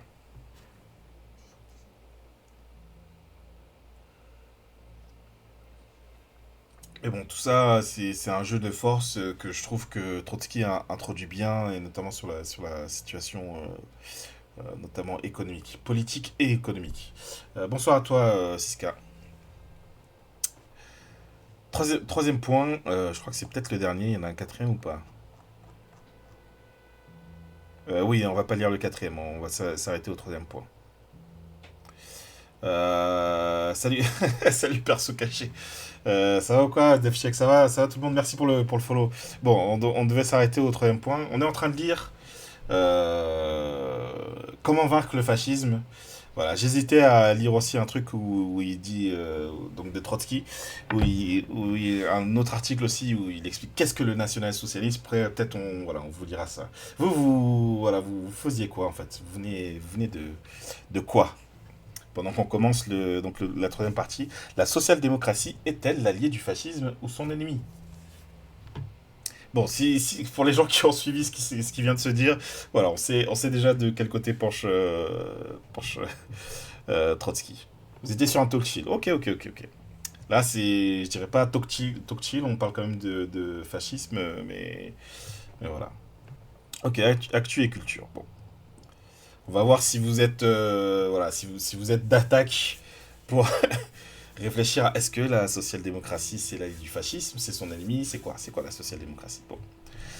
Il est relativement simple de comprendre les rapports entre les classes sous forme d'un schéma établi une fois pour toutes. Il est incomparablement plus difficile d'apprécier correctement les rapports concrets entre les classes dans chaque situation déterminée. Actuellement, la grande bourgeoisie allemande hésite. C'est un état que la grande bourgeoisie, d'une façon générale, connaît relativement rarement. Une partie de celle-ci a définitivement décidé que la solution fasciste était inévitable et voudrait accélérer l'opération. Une autre partie espère venir à bout de la situation au moyen d'une dictature bonapartiste militaro-policière. Dans ce camp, personne ne souhaite un retour à la démocratie de Weimar. La petite bourgeoisie est divisée. Le national-socialisme, qui a rassemblé sous son drapeau la majorité écrasante des classes moyennes, veut prendre en main tout le pouvoir. L'aile démocratique de la petite bourgeoisie, qui continue à entraîner des millions d'ouvriers, voudrait revenir à la démocratie de type hébertiste. En attendant, elle est prête à soutenir, au moins passivement, la dictature bonapartiste. Le calcul de la social-démocratie, là, ça c'est tous les macronistes, là, vous voyez ou pas? Le calcul de la social-démocratie est le suivant. Sous la pression des nazis, le gouvernement Papenschleicher sera forcé de rétablir l'équilibre en renforçant son aile gauche. Donc, vous voyez le calcul politique du PS ou pas? On va pouvoir faire suspendre la... Bref, vous captez. Donc sera forcé de rétablir l'équilibre en renforçant son aile gauche. Dans le même temps, la crise s'atténuera peut-être. Au sein de la petite bourgeoisie, on assistera peut-être à un début de dégrisement. La bourgeoisie cessera peut-être de pressurer de façon aussi forcenée les ouvriers et tout rentrera dans l'ordre avec l'aide de Dieu. La clique bonapartiste ne souhaite effectivement pas une victoire totale du fascisme. Elle n'a rien contre le fait d'utiliser, dans certaines limites, le soutien de la social-démocratie. Mais pour cela, il lui faut tolérer les organisations ouvrières, ce qui n'est possible qu'à condition d'admettre l'existence légale du Parti communiste, au moins jusqu'à un certain point. De plus, le soutien apporte... L'avantage l'avantage qu'on a par rapport à... Donc c'est un article qui date de 1932, hein. L'avantage qu'on a par rapport à cette époque, c'est que les macronistes n'ont pas de problème du tout à admettre l'existence légale du Parti communiste, hein. Ça, c'est pas difficile. De plus, le soutien apporté par la social-démocratie à la dictature militaire rejettera inévitablement les ouvriers dans les bras du Parti communiste. En cherchant un soutien contre la peste brune, le gouvernement se trouvera rapidement sous les coups des diables rouges. La presse communiste officielle démontre que la social-démocratie, en tolérant Brüning, a ouvert la voie à Papen et que tolérer à moitié Papen accélère l'arrivée d'Hitler. C'est tout à fait vrai. Sur ce point, nous n'avons pas de divergence avec les staliniens. Mais cela signifie également que dans une période de crise sociale, la politique du réformisme frappe non seulement les masses, mais le réformisme lui-même. Et aujourd'hui, nous sommes arrivés à un moment critique de ce processus. Hitler tolère Schleicher. La social-démocratie ne résiste pas à Papen. Si cette situation pouvait se consolider pour une longue durée, la social-démocratie deviendrait alors l'aile gauche du bonapartisme, laissant au fascisme le rôle d'aile droite. Théoriquement, il n'est pas exclu que la crise actuelle, sans précédent, du capitalisme allemand ne conduise à une solution décisive, c'est-à-dire qu'elle ne se termine ni par la victoire du prolétariat, ni par le triomphe de la contre-révolution fasciste. Si le Parti communiste poursuit sa politique d'ultimatisme borné et sauve ainsi la social-démocratie de l'écroulement inévitable, si Hitler ne se décide pas dans les jours qui suivent à un coup d'État et provoque ainsi la décomposition inévitable de ses propres rangs, si la conjoncture économique connaît une amélioration avant que Schleicher ne soit tombé, dans ce cas, la combinaison du paragraphe 48 de la Constitution de Weimar, de la Reichswehr et de la social-démocratie à moitié dans l'opposition et du fascisme lui aussi à moitié dans l'opposition, pourrait peut-être se maintenir, jusqu'à une nouvelle secousse sociale qui, dans tous les cas, ne saurait tarder. Merci tout le monde pour les follow, hein, ça fait plaisir. Pour l'instant, nous sommes encore loin de cette... En sachant que, voilà, là, c'est le deuxième... c'est la deuxième lecture qu'on a sur voilà, sur ce cycle sur le fascisme, où il y a de la lecture, mais on regardera aussi des vidéos à un moment. Et j'en ai prévu 8 des lectures. Voilà. Donc il y a de la matière là. On va tranquillement comprendre un peu qu'est-ce que c'est que ce truc qu'on appelle le fascisme là. Bon. Pour l'instant, nous sommes encore loin de cet heureux concours de circonstances qui nourrit les rêves de la social-démocratie. Il n'est en rien assuré. Même les staliniens semblent ne pas croire à la durée et à la stabilité du régime Papen-Schleicher. Tout laisse penser que le triangle Weiss-Schleicher-Hitler s'écroulera avant même qu'il ait eu le temps de se former. Mais peut-être sera-t-il remplacé par la combinaison Weiss-Hitler. Selon Staline, ce sont des jumeaux et non des antipodes. Admettons que la social-démocratie, sans craindre la réaction de ses ouvriers, décide de vendre Hitler à sa tolérance. Mais le fascisme n'a nul besoin de cette marchandise. Ce qu'il lui faut, c'est non pas la tolérance de la social-démocratie, mais sa liquidation. Le gouvernement d'Hitler ne peut réaliser sa tâche qu'après avoir écrasé la résistance du prolétariat et liquidé les organes possibles de cette résistance. Telle est la fonction historique du fascisme. les, les staliniens se limitent à une appréciation psychologique ou plus précisément morale des petits bourgeois lâches et avides qui dirigent la social-démocratie. Peut-on imaginer, disent-ils, que ces traîtres patentés se détacheront de la bourgeoisie fasciste et s'opposeront à elle? Une telle méthode non dialectique a peu de choses en commun avec le marxisme qui part non de la conscience que les gens ont d'eux-mêmes ni de ce qu'ils veulent, mais avant tout des conditions dans lesquelles ils sont placés et du changement de ces conditions. Voilà. Trotsky qui dit soyez marxiste là. C'est ça qui bute dans tous les textes marxistes, ça arrête pas de se clasher quoi. La social-démocratie soutient le régime bourgeois non à cause des profits des manias du charbon, du fer, mais à cause des revenus qu'elle possède en tant que parti en la personne de son puissant et nombreux appareils. Certes, le fascisme ne menace en rien le régime bourgeois au maintien duquel veille la social-démocratie. Mais le fascisme est une menace pour le rôle que joue la social-démocratie auprès du régime bourgeois et, par conséquent, pour les revenus que la social-démocratie reçoit en échange. Si les staliniens oublient cet aspect de l'affaire, la social-démocratie ne perd pas de vue un seul instant le danger mortel que représente pour elle, non pour la bourgeoisie, mais pour elle-même précisément, la victoire du fascisme. C'est ça qui est intéressant dans ce texte, comment il est précis. Voilà. Il est très très précis, le Léon.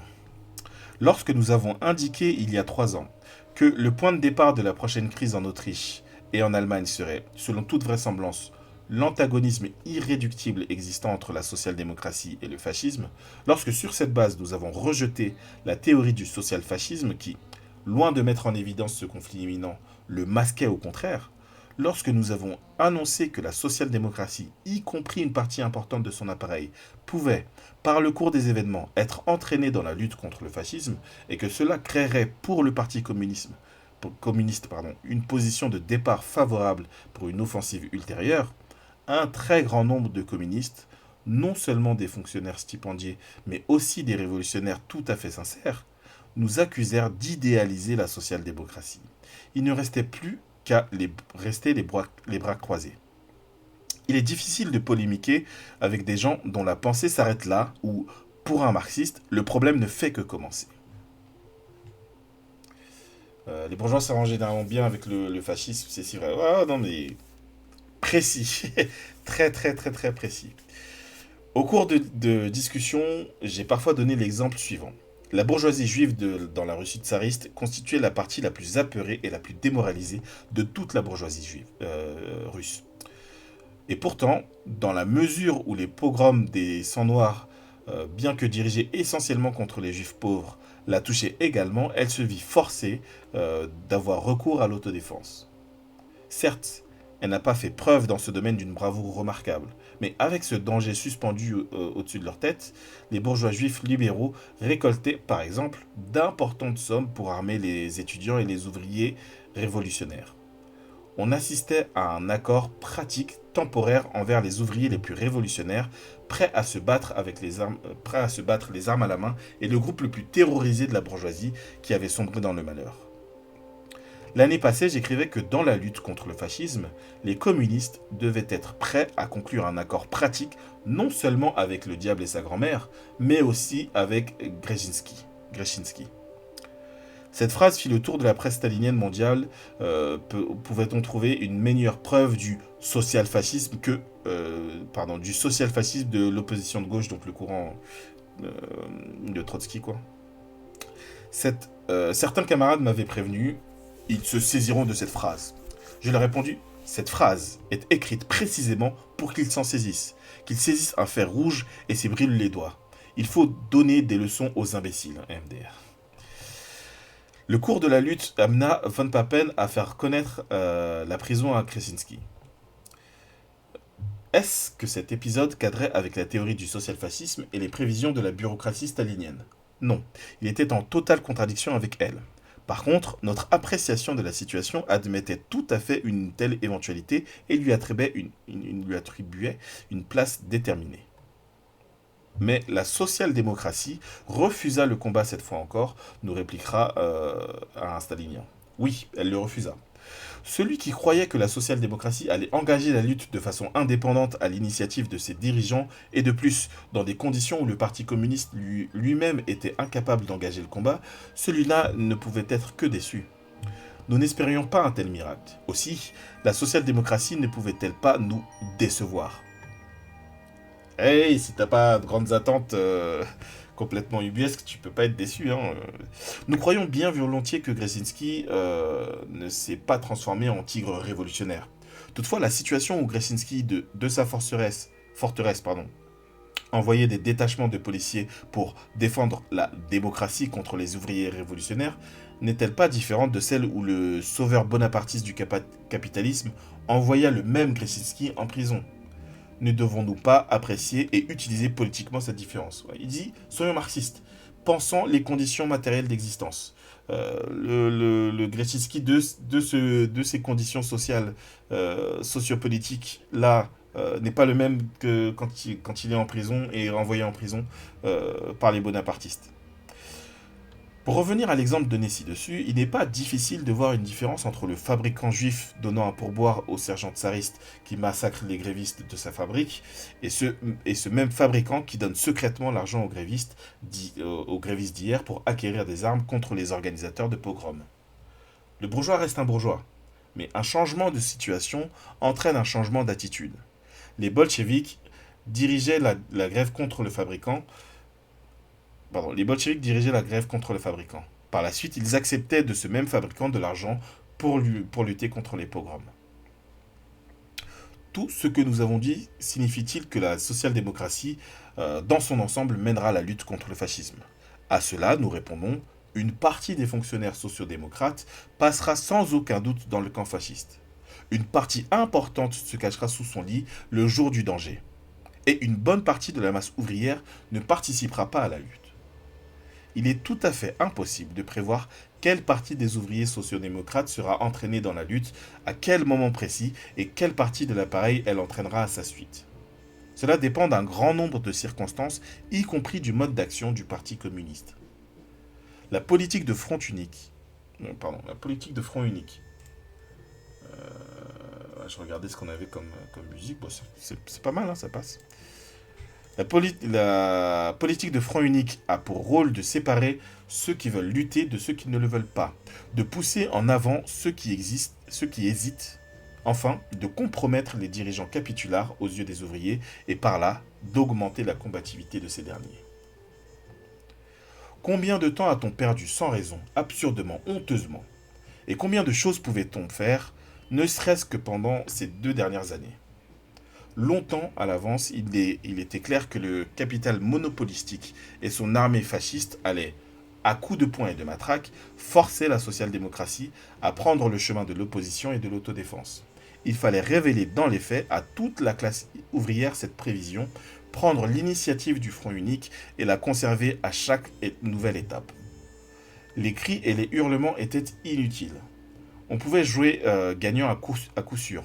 Il suffisait de formuler avec clarté et précision ce qu'allait inévitablement faire l'ennemi et développer un programme pratique de front unique sans exagération ni vaines interpellations, mais également sans faiblesse ni concession. Quelle place élevée occuperait aujourd'hui le Parti communiste allemand s'il avait assimilé l'ABC de la politique léniniste et l'avait appliqué avec la fermeté nécessaire? Aïe, aïe, aïe, aïe, aïe, aïe, aïe, aïe. Ça clash. Bon. Je vous propose de ne pas continuer. Donc l'article qu'on lisait, c'était la seule voix. Et on va passer à qu'est-ce que le national-socialisme? Voilà, histoire de mieux comprendre de quoi s'agit-il, quoi. Donc, qu'est-ce que le national-socialisme? Les esprits naïfs pensent que le titre de roi tient dans la personne même du roi, dans son manteau d'hermine et sa couronne, dans sa chair et son sang. En fait, le titre de roi naît des rapports entre les hommes. Le roi n'est roi que parce qu'au travers de sa personne se réfractent les intérêts et les préjugés de millions d'hommes. Quand ces rapports sont érodés par le torrent du développement, le roi n'est plus qu'un homme usé, à la lèvre inférieure pendante. Celui qui s'appelait jadis Alphonse XIII pourrait nous faire part de ses impressions toutes fraîches à ce sujet. Sur ce sujet. Le chef, par la grâce du peuple, se distingue du chef par la grâce de Dieu, en ce qu'il est obligé de se frayer lui-même un chemin, ou du moins d'aider les circonstances à le lui ouvrir. Mais le chef est toujours un rapport entre les hommes, une offre individuelle en réponse à une demande collective. Les discussions sur la personnalité d'Hitler sont d'autant plus animées qu'elles cherchent avec plus de zèle le secret de sa réussite en lui-même. Il est pourtant difficile de trouver une autre figure politique qui soit, dans la même mesure, le point convergent de forces historiques impersonnelles. N'importe quel petit bourgeois enragé ne pouvait devenir Hitler, mais une partie d'Hitler est contenue dans chaque petit bourgeois enragé. Et il écrit, il a la plume, hein, Trotsky. Un peu le Booba de l'époque, non? J'ai pas raison, la team? La croissance rapide du capitalisme allemand avant la guerre ne signifia nullement la disparition pure et simple des classes intermédiaires. En ruinant certaines couches de la petite bourgeoisie, il en créait de nouvelles. Les artisans et les boutiquiers autour des usines, les techniciens et les administrateurs à l'intérieur des usines. Mais en se maintenant et même en se développant, elle représente un peu moins de la moitié du peuple allemand.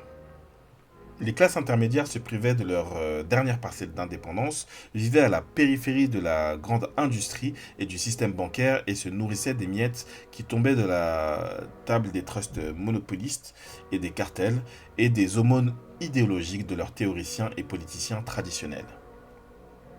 La défaite a dressé un mur sur le chemin de l'impérialisme allemand. La dynamique, attendez, que je check de quand date ce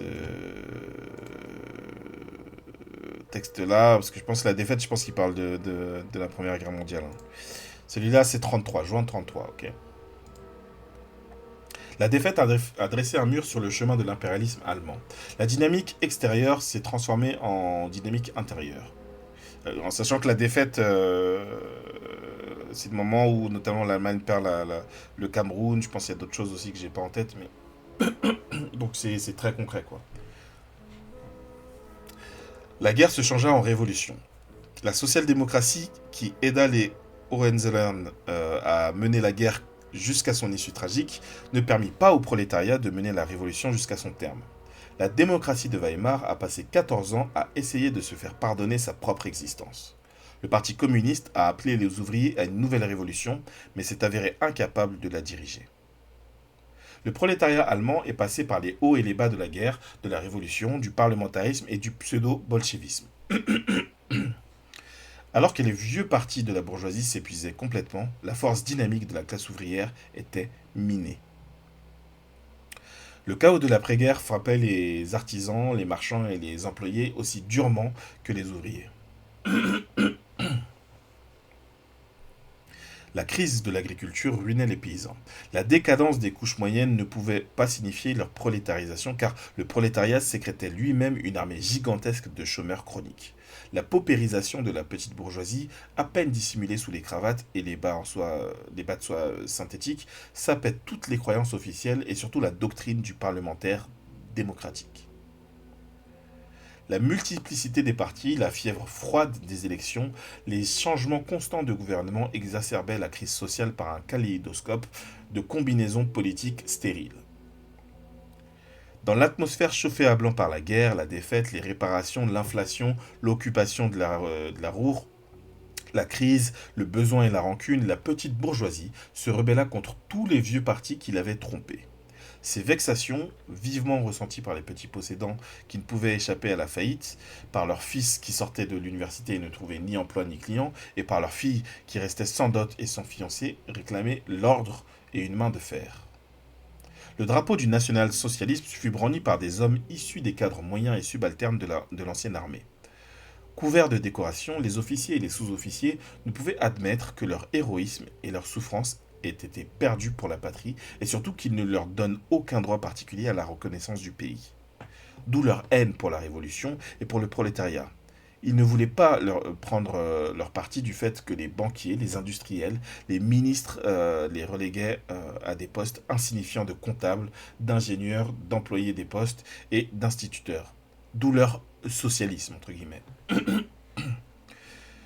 Pendant les batailles de l'Isère et de Verdun, ils ont appris à risquer leur vie et celle des autres, et à parler la langue du commandement qui en impose tant aux petits bourgeois de l'arrière.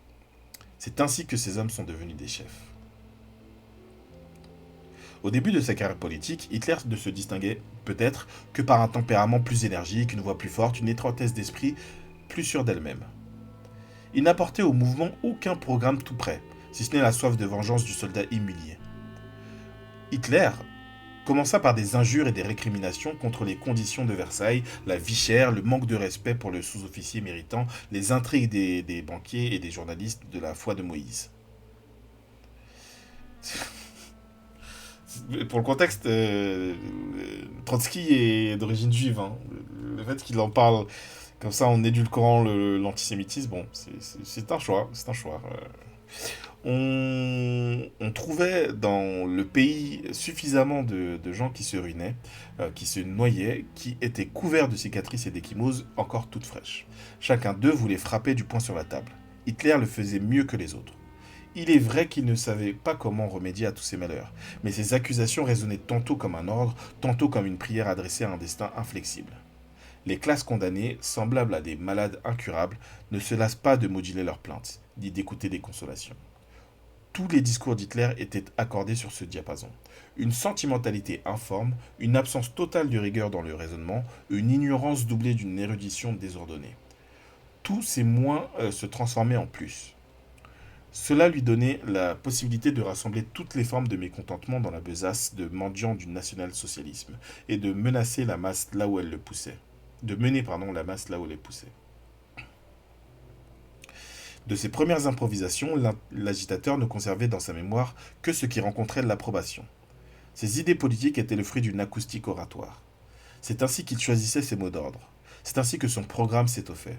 C'est ainsi que d'un matériau brut se formait un chef.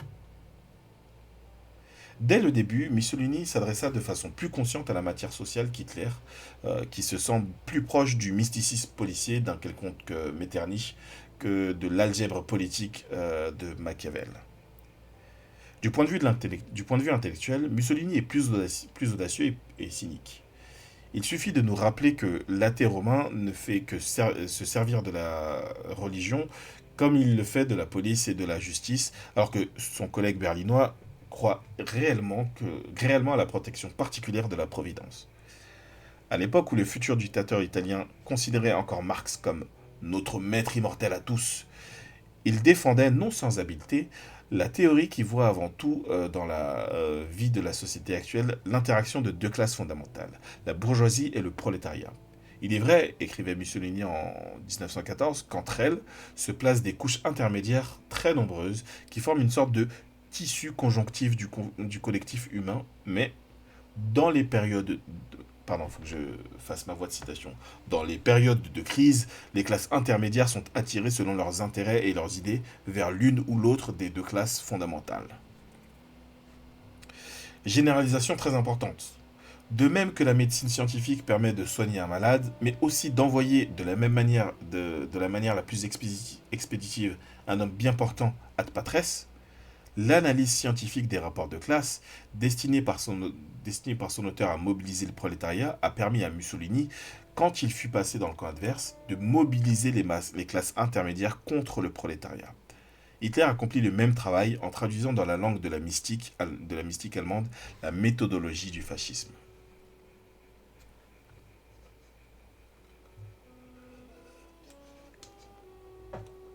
Les bûchers, sur lesquels brûle la littérature impie du marxisme, éclairent vivement la nature de classe du national-socialisme. Tant que les nazis agissaient en tant que parti et non en tant que pouvoir d'État, l'accès de la classe ouvrière leur était presque entièrement fermé. D'autre part, la grande bourgeoisie, même celle qui soutenait financièrement Hitler, ne les considérait pas comme son parti. La Renaissance nationale s'appuyait entièrement sur les classes moyennes, la partie la plus arriérée de la nation, fardeau pesant de l'histoire. L'habileté politique consistait à souder l'unité de la petite bourgeoisie au moyen de la haine pour le prolétariat. Que faut-il faire pour que ce soit encore mieux ? Avant tout, écraser ceux qui sont en bas. La petite bourgeoisie, impuissante face au grand capital, espère désormais reconquérir sa dignité sociale en écrasant les ouvriers. Voilà. Salut Bibi Radical, ça va ou quoi? Donc encore une fois, cette phrase-là, la petite bourgeoisie impuissante face au grand capital, donc cette résignation de mener la lutte de classe, espère désormais reconquérir sa dignité en écrasant les ouvriers. Voilà, là, vous lisez cette phrase, vous n'avez pas besoin de lire le bouquin de Félicien Faury. Bon, ça reste intéressant, mais voilà, tout est déjà résumé dans cette phrase. Avec ce petit bémol que je disais que c'est pas n'importe quels ouvriers. Les ouvriers racisés. C'est une partie particulière des ouvriers. Mais sinon, c'est juste. Hein.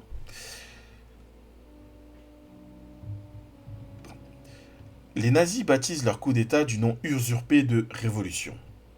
Tout comme Macron qui a écrit un bouquin comme ça en 2017. Impuissante le renoncement en même temps. Oui, oui, c'est ça. Ouais. Il y a tout à fait du renoncement. Ouais. Je dirais plus, elle se sent impuissante et du coup elle renonce quoi. Mais elle n'est pas impuissante et même c'est les mots de Trotsky. Hein, ce qu'on disait avant, c'était vraiment au contraire en fait. Une solution, c'est que le prolétariat fasse la preuve de sa capacité à faire bouger les choses et justement de sa puissance quoi. En fait, en Allemagne comme en Italie, le fascisme laisse le système social inchangé. Le coup d'État d'Hitler, en tant que tel, n'a même pas droit au titre de contre-révolution. Mais on ne peut pas le considérer isolément. Il est l'aboutissement d'un cycle de secousses qui ont commencé en Allemagne en 1918. La révolution de novembre, qui donnait le pouvoir au conseil d'ouvriers et de soldats, était fondamentalement prolétarienne. Mais le parti qui était à la tête du prolétariat rendit le pouvoir à la bourgeoisie. En ce sens, la social-démocratie a ouvert une ère de contre-révolution avant que la révolution n'ait eu le temps d'achever son œuvre. Toutefois, tant que la bourgeoisie dépendait de la social-démocratie, et par conséquent des ouvriers, le régime conservait des éléments de compromis. Mais la situation intérieure et internationale du capitalisme allemand ne laissait plus de place aux concessions. Si la social-démocratie sauva la bourgeoisie de la révolution prolétarienne, le tour est venu pour le fascisme de libérer la bourgeoisie de la social-démocratie. Le coup d'État d'Hitler n'est que le maillon final dans la chaîne des poussées contre-révolutionnaires. Le petit bourgeois est hostile à l'idée de développement car le développement se fait invariablement contre lui. Le progrès ne lui a rien apporté si ce n'est des dettes insolvables. Le national-socialisme rejette le marxisme mais aussi le darwinisme. Les nazis maudissent le matérialisme car les victoires de la technique sur la nature ont entraîné la victoire du grand capital sur le petit. Les chefs du mouvement liquident l'intellectualisme, non pas tant parce qu'eux-mêmes possèdent des intelligences de deuxième ou de troisième ordre, mais surtout parce que leur rôle historique ne saurait admettre qu'une pensée soit menée jusqu'à son terme. Le petit bourgeois a besoin d'une instance supérieure, placée au-dessus de la matière et de l'histoire, et euh, protégée de la concurrence, de l'inflation, de la crise et de la vente aux enchères. Au développement, à la pensée économique, au rationalisme au XXe, XIXe et XVIIIe siècle s'oppose l'idéalisme nationaliste en tant que source du principe héroïque. La nation d'Hitler est l'ombre mythique de la petite bourgeoisie elle-même, son rêve pathétique d'un royaume millénaire sur Terre. Et ça, c'est un discours toujours qu'on voit chez les fascistes, c'est la France éternelle, etc. Quoi. La France millénaire, etc. etc. Pour élever la nation au-dessus de l'histoire, on lui donne le soutien de la race. Ah, ça y est, ça y est, on parle de racisme, quoi. L'histoire est vue comme une émanation de la race. Les qualités de la race sont construites indépendamment des conditions sociales changeantes. Rejetant la pensée économique comme vile, le national-socialisme descend un étage plus bas. Du matérialisme économique, il passe au matérialisme zoologique. La théorie de la race, qu'on dirait créée spécialement pour un autodidacte prétentieux et qui se présente comme la clé universelle de tous les secrets de la vie, apparaît sous un jour particulièrement lamentable à la lumière de l'histoire des idées. Pour fonder la religion du sang, véritablement allemand, pour fonder la religion du sang véritablement allemand, Hitler dut emprunter de seconde main les idées du racisme à un Français, diplomate et écrivain dilettante, le comte Gobineau. Hitler trouva une méthodologie politique toute prête chez les Italiens. Mussolini a largement utilisé la théorie de Marx de la lutte des classes. Le marxisme lui-même est le fruit de la combinaison de la philosophie allemande, de l'histoire française et de l'économie anglaise. Si l'on examine rétrospectivement la généalogie des idées, même les plus réactionnaires et les plus stupides, on ne trouve pas de traces du racisme. Alors, attendez, je sais pas où j'ai... Voilà, je trouvais plus mon curseur là. L'indigence infinie de la philosophie nationale-socialiste n'a pas empêché, évidemment, la science universitaire d'entrer toute voile déployée dans le chenal d'Hitler, une fois que sa victoire se fut suffisamment précisée. Les années du régime de Weimar furent pour la majorité de la racaille professorale un temps de trouble et d'inquiétude. Les historiens, les économistes, les juristes et les philosophes se perdaient en conjectures pour savoir lequel des critères de vérité qui s'affrontaient était le bon, c'est-à-dire quel camp resterait finalement maître de la situation. La dictature fasciste dissipe les doutes des Faust et les hésitations des Hamlet de l'université. Sortant des ténèbres de la relativité parlementaire, la science entre à nouveau dans le royaume des absolus. Einstein fut obligé d'aller chercher refuge hors des frontières de l'Allemagne. Sur le plan politique, le racisme est une variété hypertrophiée et vantarde du chauvinisme associé à la phrénologie. De même que l'aristocratie ruinée trouvait une consolation dans la noblesse de son sang, la petite bourgeoisie paupérisée s'enivre de contes sur les mérites particuliers de sa race. Il est intéressant de remarquer que les chefs du national-socialisme ne sont pas de purs Allemands, mais sont originaires d'Autriche comme Hitler lui-même, des anciennes provinces baltes de l'Empire tsariste comme Rosenberg, des pays coloniaux comme l'actuel remplaçant d'Hitler à la direction du parti Hess.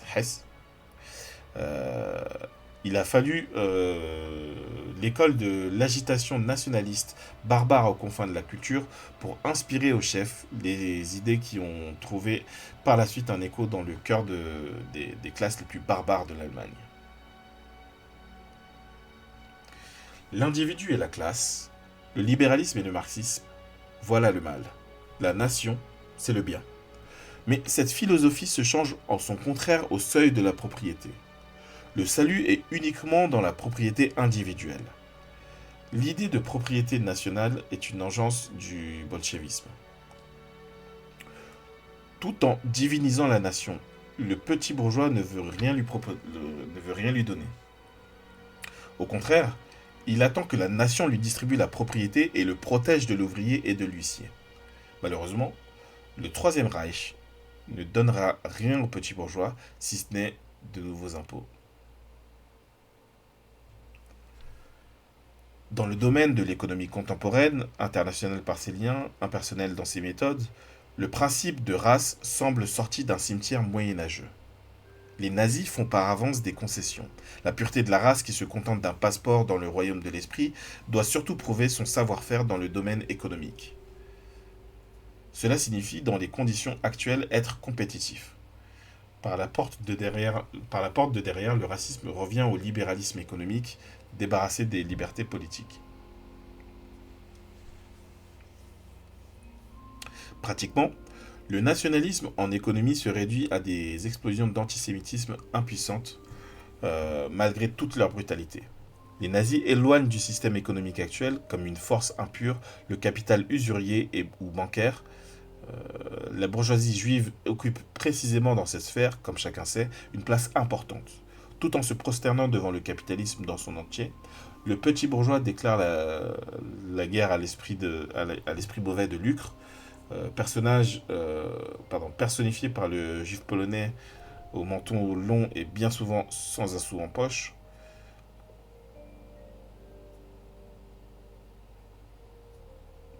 Le programme devient la preuve supérieure de la supériorité raciale. Le programme avec lequel le national-socialisme est arrivé au pouvoir rappelle tout à fait, hélas, le magasin universel juif dans les trous de province. Que n'y trouve-t-on pas, à des prix bas et d'une qualité encore plus basse? des souvenirs sur le temps heureux de la libre reconnaissance et des... je vous dis n'importe quoi. Des souvenirs sur le temps heureux de la libre concurrence et des légendes sur la solidité de la société divisée en États. Des espoirs de renaissance de l'empire colonial et des rêves d'économie fermée, des phrases sur l'abandon du droit romain et le retour au droit germain et des proclamations sur le moratoire américain, une hostilité envieuse pour l'inégalité que symbolisent l'hôtel particulier et l'automobile et une peur animale devant l'égalité qui a l'aspect de l'ouvrier en casquette et sans col, le déchaînement du nationalisme et sa peur devant les créanciers mondiaux, euh, tous les déchets de la pensée politique internationale sont venus remplir le trésor intellectuel du nouveau messianisme allemand. Le fascisme a amené à la politique les bas-fonds de la société. Non seulement dans les maisons paysannes, mais aussi dans les gratte-ciel des villes... non seulement dans les maisons paysannes, mais aussi dans les gratte-ciel des villes vivent encore aujourd'hui, à côté du XXe siècle, le Xe et le XIIe. Des centaines de millions de gens utilisent le courant électrique sans cesser de croire à la force magique des gestes et des incantations. Le pape à Rome prêche à la radio sur le miracle de la transmutation de l'eau en vin. Les étoiles de cinéma se font dire la bonne aventure. Les aviateurs qui dirigent de merveilleuses mécaniques créées par le génie de l'homme portent des allumettes sous leur combinaison. Quelle réserve inépuisable d'obscurantisme, d'ignorance et de barbarie. Le désespoir les a fait se dresser. Le fascisme leur a donné un drapeau. Tout ce qu'un développement sans obstacle de la société aurait dû rejeter de l'organisme national sous la forme d'excréments de la culture est maintenant vomi. La civilisation capitaliste vomit une barbarie non digérée, oui.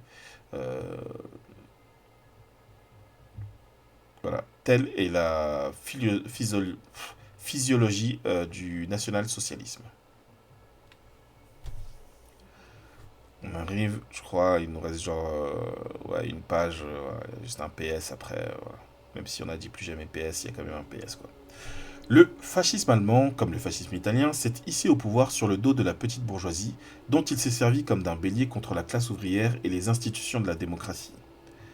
Mais le fascisme au pouvoir n'est rien moins que le gouvernement de la petite bourgeoisie. Au contraire, c'est la dictature la plus impitoyable du capital monopoliste. Mussolini a raison. Donc c'est ça qu'il y a à retenir de ces articles de Trotsky, c'est qu'il dit Mussolini a raison. Hein. Mussolini a raison. Les classes intermédiaires ne sont pas capables d'une politique indépendante. Dans les périodes de crise, elles sont appelées à poursuivre jusqu'à l'absurde la politique de l'une des deux classes fondamentales. Le fascisme a réussi à les mettre au service du capital. Des mots d'ordre comme l'étatisation des trusts et la suppression des revenus ne provenant pas du travail ont été immédiatement jetés par-dessus bord dès l'arrivée au pouvoir. Au contraire, le particularisme des terres allemandes, qui s'appuyait sur les particularités de la petite bourgeoisie, a fait place nette pour le centralisme policier capitaliste. Chaque succès de la politique intérieure et extérieure du national-fascisme marquera inévitablement la poursuite de l'étouffement du petit capital par le grand. Voilà, de ne pas clipper hors contexte, effectivement. Le programme des illusions petites bourgeoises n'est pas supprimé. Il se détache simplement de la réalité et se transforme en action rituelle. L'union de toutes les classes se ramène à un demi-symbolisme de service de travail obligatoire et à la confiscation, au profit du peuple, de la fête ouvrière du 1er mai. Le maintien de l'alphabet gothique contre l'alphabet latin est une revanche symbolique sur le joug du marché mondial. La dépendance à l'égard des banquiers internationaux, parmi lesquels des juifs, ne diminue pas d'un iota. En revanche, il est interdit d'égorger les animaux selon les rituels du Talmud. Si l'enfer est pavé de bonnes intentions, les chaussées du Troisième Reich sont couvertes de symboles. Une fois le programme des illusions petites bourgeoises réduit à une pure et simple mascarade bureaucratique, le national-socialisme s'élève au-dessus de la nation, comme la forme la plus pure de l'impérialisme.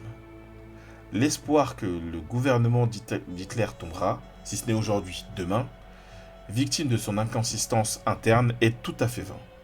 Un programme était nécessaire aux nazis pour arriver au pouvoir. Mais le pouvoir ne sert absolument pas à Hitler à remplir son programme. C'est le capital monopoliste qui lui fixe ses tâches.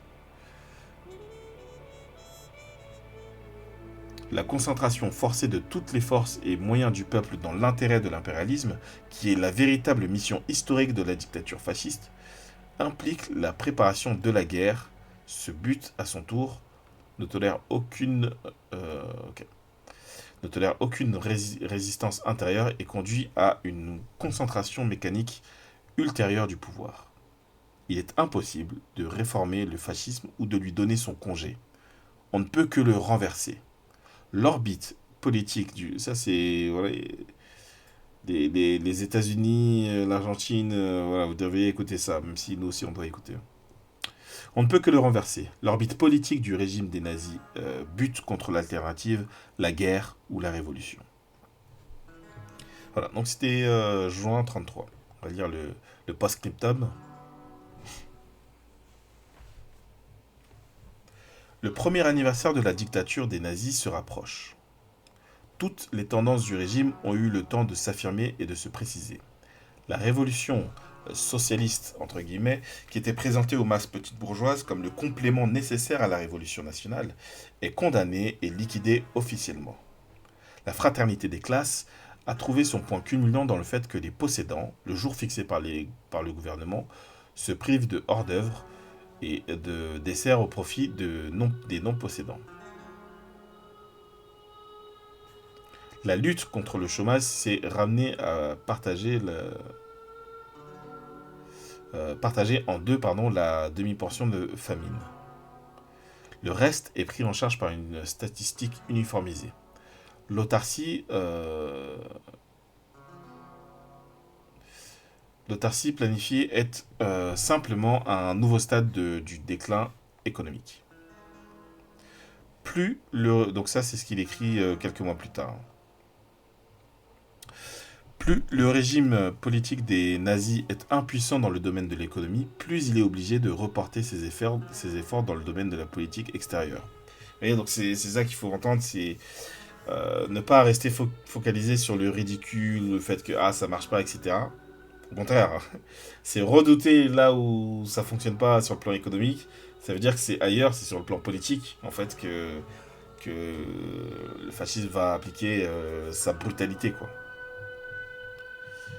Ce qui s'accorde pleinement à la dynamique intérieure du capitalisme allemand foncièrement agressif. Bon. Le brusque revirement des chefs nazis qui se sont mis à tenir des propos pacifistes ne pouvait étonner que les naïfs incurables. Hitler avait-il une autre solution pour faire endosser la responsabilité des désastres intérieurs à des ennemis extérieurs et accumuler sous la presse de la dictature la force explosive de l'impérialisme? Cette partie du programme, mentionnée déjà ouvertement avant la venue des nazis au pouvoir, se réalise aujourd'hui avec une logique de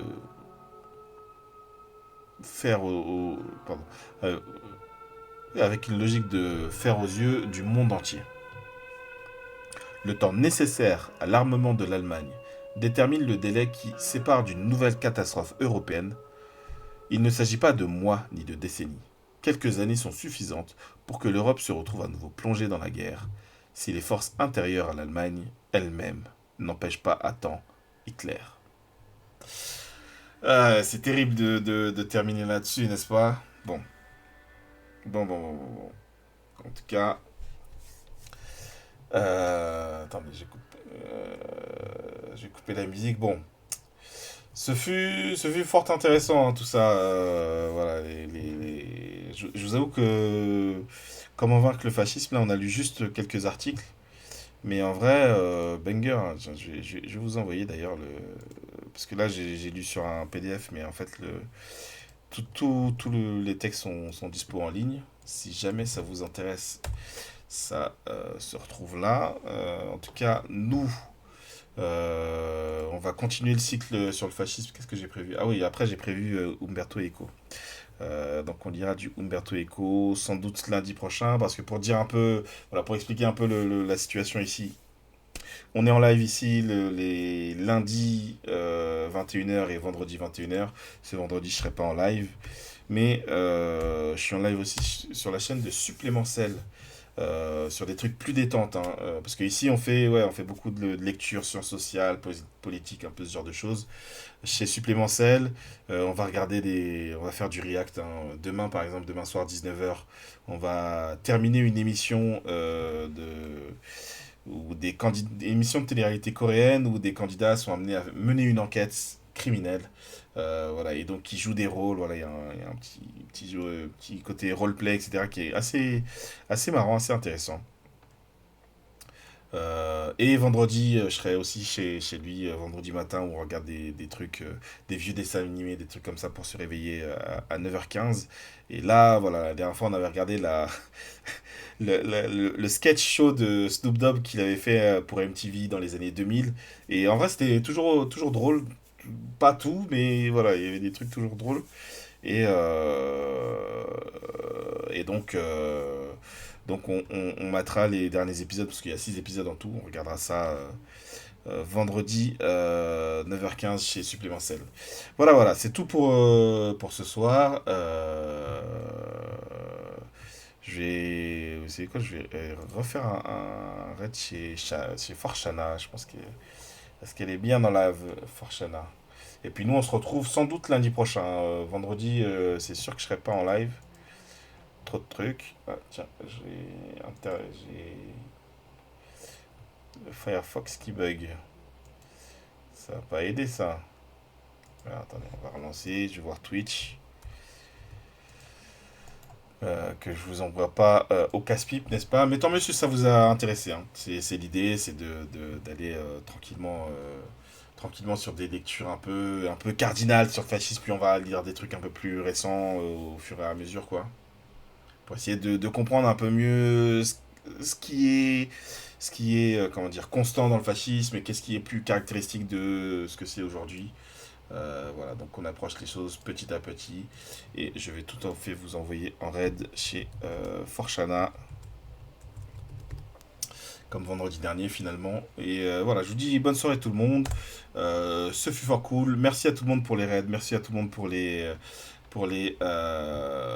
follow. On se retrouve soit chez Supplément Cell cette semaine, soit la semaine prochaine, lundi prochain, pour la suite des lectures sur le fascisme. D'ici là, allez vous faire foutre.